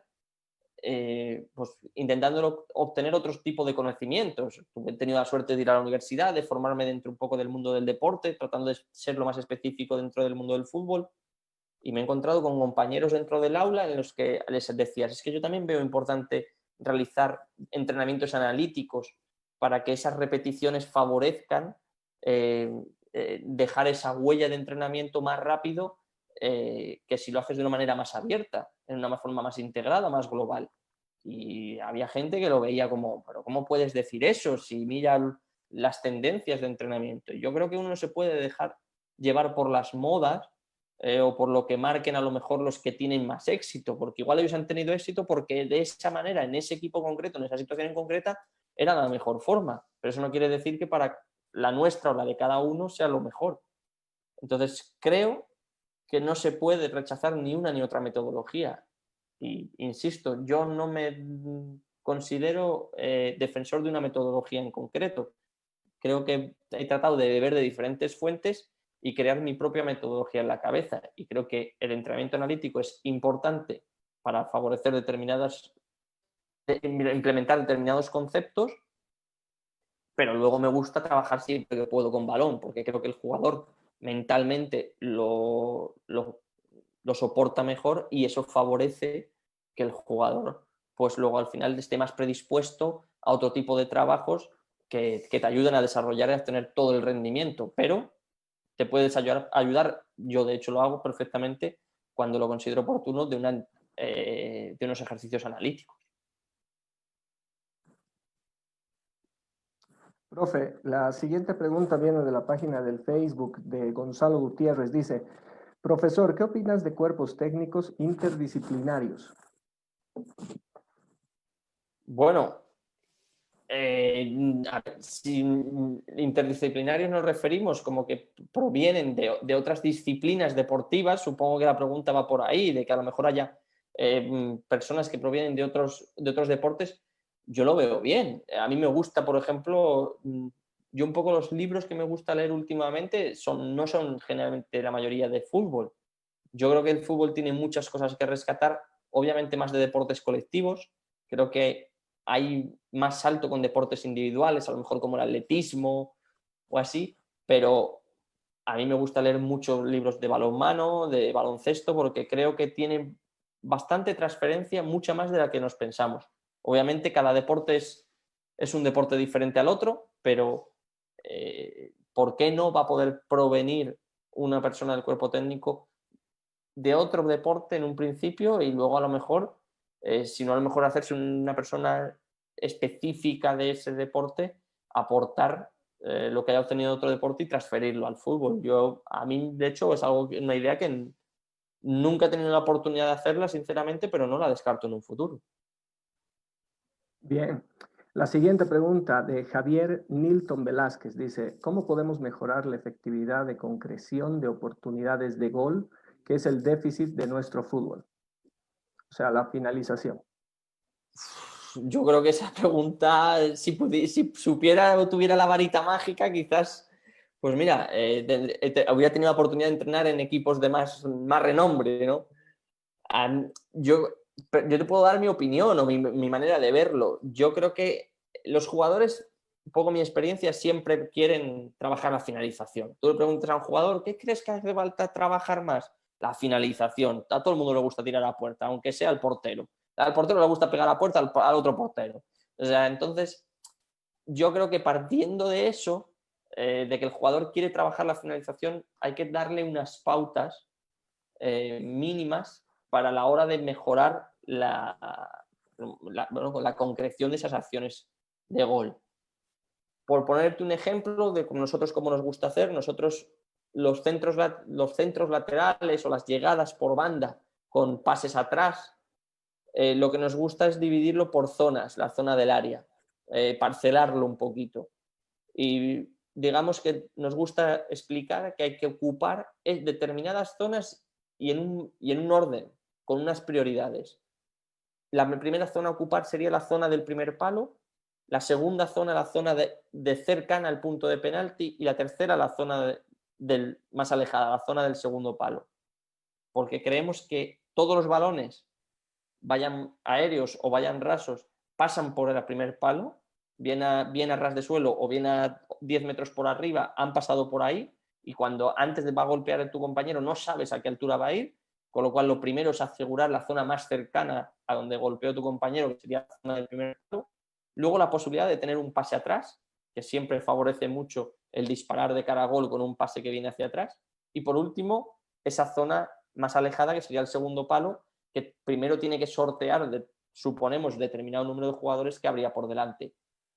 Además, nos gusta asegurar la zona de rechace con otro jugador más. Entonces, nos gusta trabajar la parcelación y ocupación de las zonas de remate, pero sin acotarlo, como decía antes, que es un aspecto muy importante para nosotros en el ataque, esa libertad que debe de tener el jugador en los últimos metros, para ser atrevido, para ser valiente, y si no es un jugador atrevido cerca de la portería rival, yo creo que malamente vamos a conseguir sacarle todo su rendimiento, y más porque normalmente los jugadores que juegan cerca a la portería rival son jugadores pues con más desparpajo, como queramos llamarlo, ¿no? Así es, profe. Siguiente, Edwin Solís dice, buenas tardes, profe. ¿Qué trabajo se debe realizar para que un contragolpe tenga un 90% de concreción de gol? Yo creo que no existe el trabajo para que tengas 90% de seguridad de meter gol. Nosotros, un poco en ese orden de prioridades, en que si hablamos de contraataque es porque a lo mejor has robado el balón y sales a la contra. Primero, para nosotros sería importante jugar hacia adelante, como dijimos anteriormente, siempre que sea posible, porque si juegas hacia atrás es muy probable que el contraataque finalice ahí o en los siguientes segundos y pases como mucho a un ataque más organizado. Entonces, jugar hacia adelante. Luego, evitar lo que nosotros llamamos el temporizador, que sería ese jugador que siempre suele estar ahí para hacer una falta táctica y parar esa jugada. Si hemos conseguido jugar hacia adelante y evitar el temporizador, mantener la amplitud. A nosotros nos gusta trabajar dividiendo el campo en 3 carriles, un carril central y 2 exteriores, en los que siempre haya al menos un jugador de nuestro equipo ocupándolos, para tratar de dividir al máximo posible la defensa. Entonces, partiendo de esas 3, sería parcelando un poco en orden, jugar hacia adelante, evitar que nos paren la jugada y mantener la amplitud con esa división en carriles verticales. Y claro, obviamente finalizando la jugada, porque puedes llegar allí y al final uno no se atreve a disparar, no se atreve a hacer el último regate y todo el trabajo anterior pues queda en nada debido a que nadie se ha atrevido a finalizar la jugada.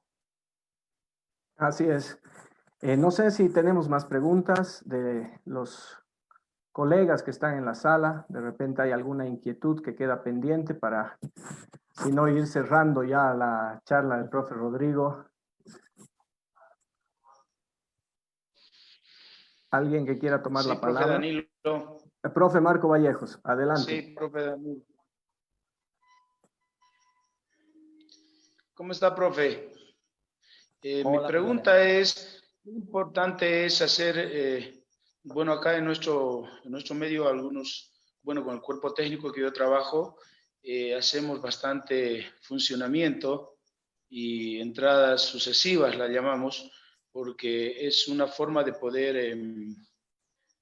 poder armar el equipo de acuerdo al sistema que vamos a jugar, ya sea de local o de visitante. No sé si eso lo realizan allá, profe, quería saber también. No entiendo muy bien a lo que se refiere con entradas sucesivas. Ya, más o menos nosotros hacemos una forma de modelo de juego para poder ocupar una posición. Si jugamos 4-3-3, hacemos en medio campo, en medio terreno, hacemos parado del equipo con un volante de contención, 2 mixtos y 2 extremos y un punta, ¿ya? Y hacemos que la pelota vaya circulando por todas las posiciones para llegar a una finalización. Eso nosotros llamamos entradas sucesivas, ¿no? Por eso quería saber si allá trabajaban o qué llaman a ese estilo de entrenamiento? Bueno, vosotros supongo que esas entradas sucesivas son realizadas con oposición o sin oposición. Primero sin oposición, pasivo, y luego ya con oposición, ya viendo la parte ofensiva, normalmente más para la finalización ofensivamente, y obviamente después trabajamos también en la parte defensiva. Y es ahí donde yo la verdad que trabajo mucho con mis arqueros. Sí, no, ese trabajo también se realiza. Nosotros también lo realizamos en el cuerpo técnico nuestro. Nosotros, cuando a lo mejor no hay oposición, y muchas veces lo llamamos un 11 contra 0, generalmente se conocen como evoluciones, porque a lo mejor lo que se dan es un poco unas pautas o unos automatismos que quiere el entrenador que se realicen luego cuando se están en juego, en el partido.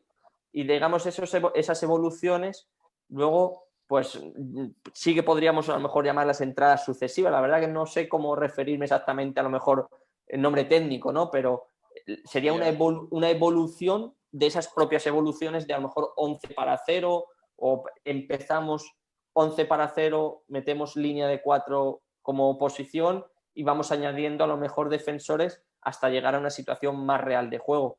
Sí que se realiza, es un ejercicio que se suele realizar muy habitualmente. Sí que es cierto que quizás se deja para la parte más cercana al partido. No se suele realizar al principio de la semana, sino conforme nos acercamos al partido y enfrentamos al rival, si a lo mejor se enfoca más o se repite más ese trabajo, quizás para, a lo mejor cuando vamos metiendo oposición, meterla con el esquema del rival que nos vamos a encontrar. Si hay un rival que te juega con 5, pues a lo mejor hacer esas evoluciones con una posición de 5 atrás y no con una línea de 4. Pero se realiza perfectamente, sí, es algo bastante habitual.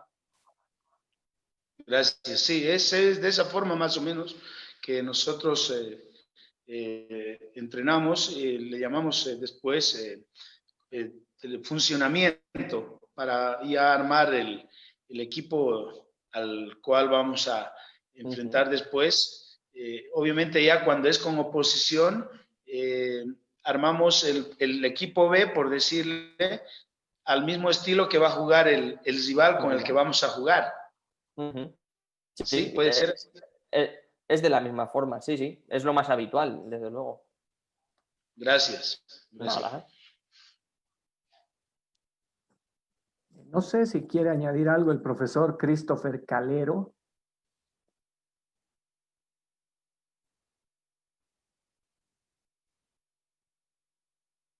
No, lo que pasa es que puso en el chat juegos posicionales. Me imagino que son los juegos de posición también, que son parte de algunas tareas de algunos entrenadores, ¿no?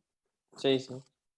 Bueno, profe, no más preguntas. Alguna última yo me gustaría hacerle al profe. Adelante. Bueno, profe, hay un sistema táctico que la llaman el arbolito de Navidad. No sé si allá lo practican, el 1-4-3-2-1. Sí. Sí, ¿no es cierto? Acá muy poco lo practicamos porque acá en Bolivia muy poco ofensivos somos, son más defensivos los equipos, sobre todo del oriente, cuando vienen al lado de la altura, se meten bastante atrás para no romper nosotros, o el equipo local, romper líneas. Y que viendo nuestra coyuntura en Bolivia, que ahí tenemos llano y la altura, ¿qué aconseja usted? ¿Qué sistema aconseja usted que podríamos jugar acá en Bolivia? Porque la verdad que acá nuestros técnicos más utilizan el sistema del 4-4-2, ¿ya? Y muy pocos juegan con línea de 3, por ejemplo, muy pocos. Sí, los equipos de la alta, porque hacen que los volantes casileros lleguen al fondo y se juega con un volante de tensión y 2 listos, ¿ya? ¿Qué nos aconseja acá el país a sistema para poder jugar más o menos? Bueno, al final es que yo creo que vosotros conocéis mejor que yo la situación, y aconsejar a lo mejor a alguien que conoce mejor el contexto que yo, pues lo veo demasiado atrevido. Sí que es cierto que empezabas a lo mejor hablando de ese esquema de árbol de Navidad, que yo he mostrado que decían que era un poco como lo jugábamos nosotros con nuestro último equipo, no, sino con el anterior, en esa línea de 4, 3 en el medio, 2 en vez de volantes, o sea, 2 en vez de extremos metidos como media puntas, y que toda la amplitud la dieran los laterales, haciendo un poco de laterales y extremos en ataque. Entonces no es un esquema muy habitual, porque sí que es verdad que normalmente aquí se juega con 2 jugadores claramente en la banda, pero se da de vez en cuando. Y luego al final jugar un poco con un esquema u otro, yo es que creo que va mucho en función del contexto que uno tenga, y ahí pues influye ese condicionamiento que a lo mejor tenéis en Bolivia, que aquí en Europa es muy difícil de encontrar, que es la altura, la diferencia de altura entre una zona y otra, y luego también, sobre todo, la plantilla con la que uno disponga, porque a lo mejor es lo que a mí me decía antes, a mí me encanta jugar con extremos puros, pero no he tenido la suerte de encontrarme en los 2 últimos equipos o de poder traer extremos como yo consideraba para poder jugar con ese esquema, y he tenido que al final que adaptarme. Entonces, decir cómo se podría jugar en Bolivia, pues creo que es algo que podrían contestar seguro más de algún compañero que está aquí en la charla que yo mismo. ¿Hasta qué punto puede influir la altura? Pues para jugar con un esquema y otro seguro que es un factor totalmente determinante. Yo creo que las condiciones climatológicas o de la ciudad son muy importantes y deben de tenerse en cuenta. Pero decantarse por un esquema a otro, por lo menos por mi parte, lo vería atrevidísimo cuando nunca he podido experimentarlo. Gracias, profe. Nada. Danilo, Sí, profe Freddy, adelante. por favor. A ver, profe, usted hablaba del sistema 1-4-3-2-1, que usted lo trabajó, y según el video que usted mostraba todo,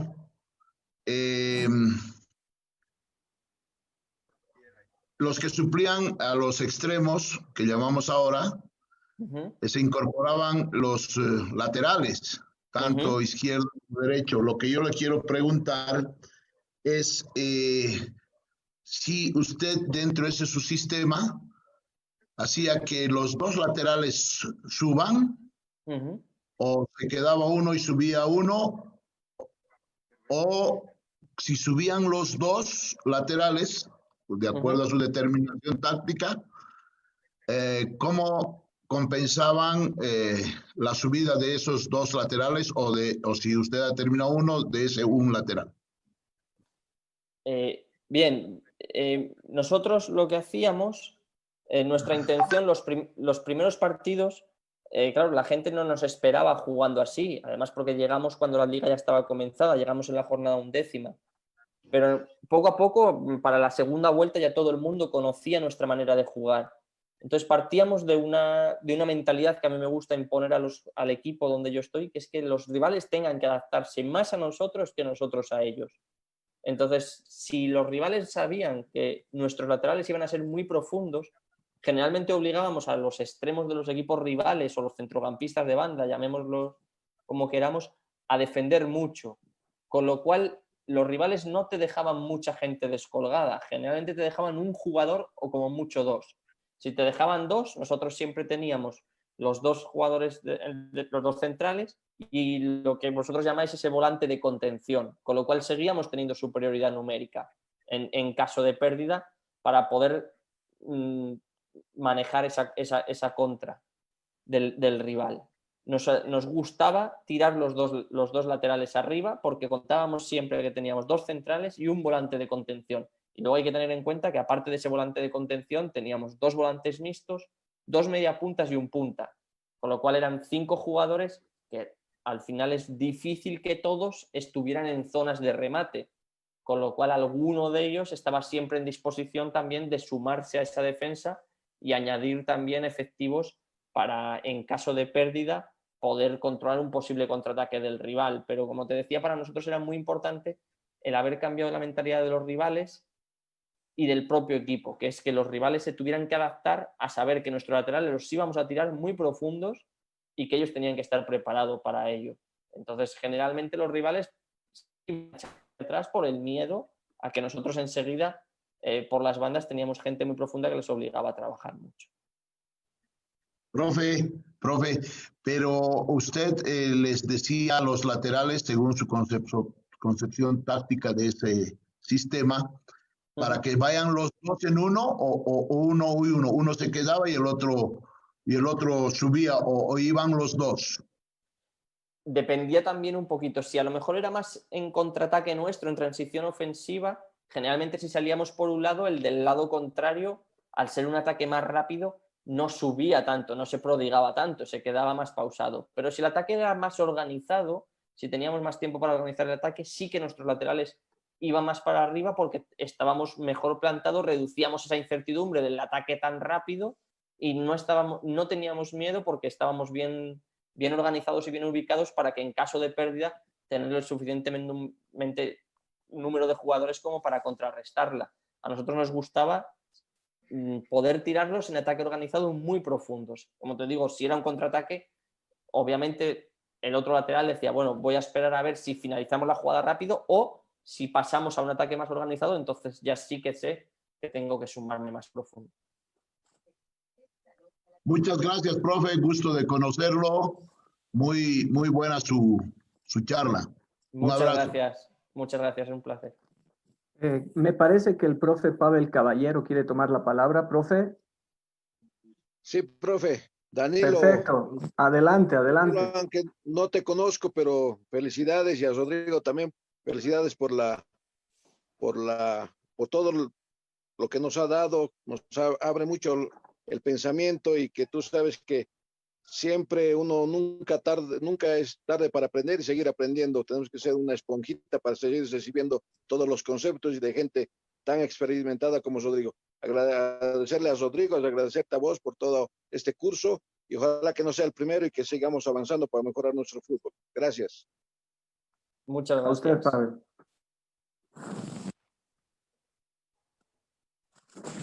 Tengo una última acá en el Face.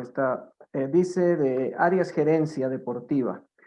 Dice, profe, ¿qué software recomienda para hacer la preparación del entrenamiento, el seguimiento y análisis del futbolista, del equipo y control del club en lo deportivo y lo administrativo?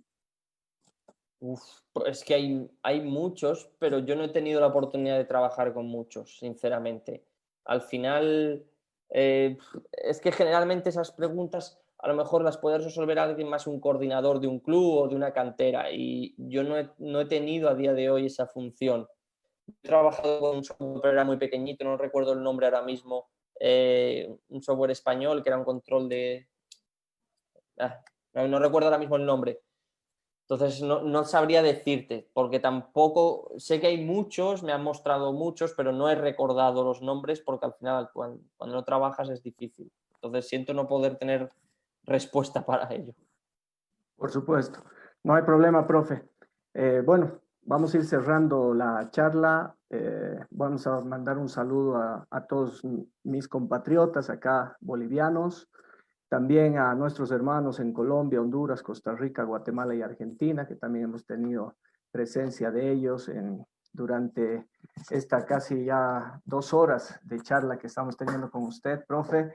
A usted nuevamente agradecerle, porque para los que de repente no han tomado en cuenta el tema horario, el profe Rodrigo está en España. En España son las 2 de la mañana, si no estoy mal, profe. No, sí, correcto. Se ha adaptado un poco a nuestro horario para poder tener mayor participación, así que muchas gracias, ha sido realmente enriquecedor todo esto, y con seguridad que vamos a invitarlo más adelante para que podamos hablar también de otros temas, porque lo que nos interesa a nosotros es realmente seguir creciendo como profesionales, y escucharlos a profesionales como ustedes en este ámbito del fútbol es realmente muy bueno. Así que muchas gracias, profe Rodrigo, por su tiempo, por podernos contar un poco de su experiencia, transmitirnos sus conocimientos. Muchas gracias.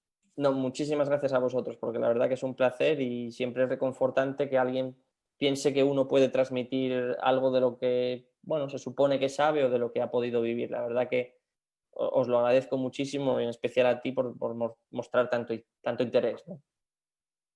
Listo, gracias, profe. Entonces lo dejamos ya en libertad para que pueda ya ir a descansar. Y muchas gracias a todos los presentes por darse cita y por también dar de su tiempo para seguir creciendo.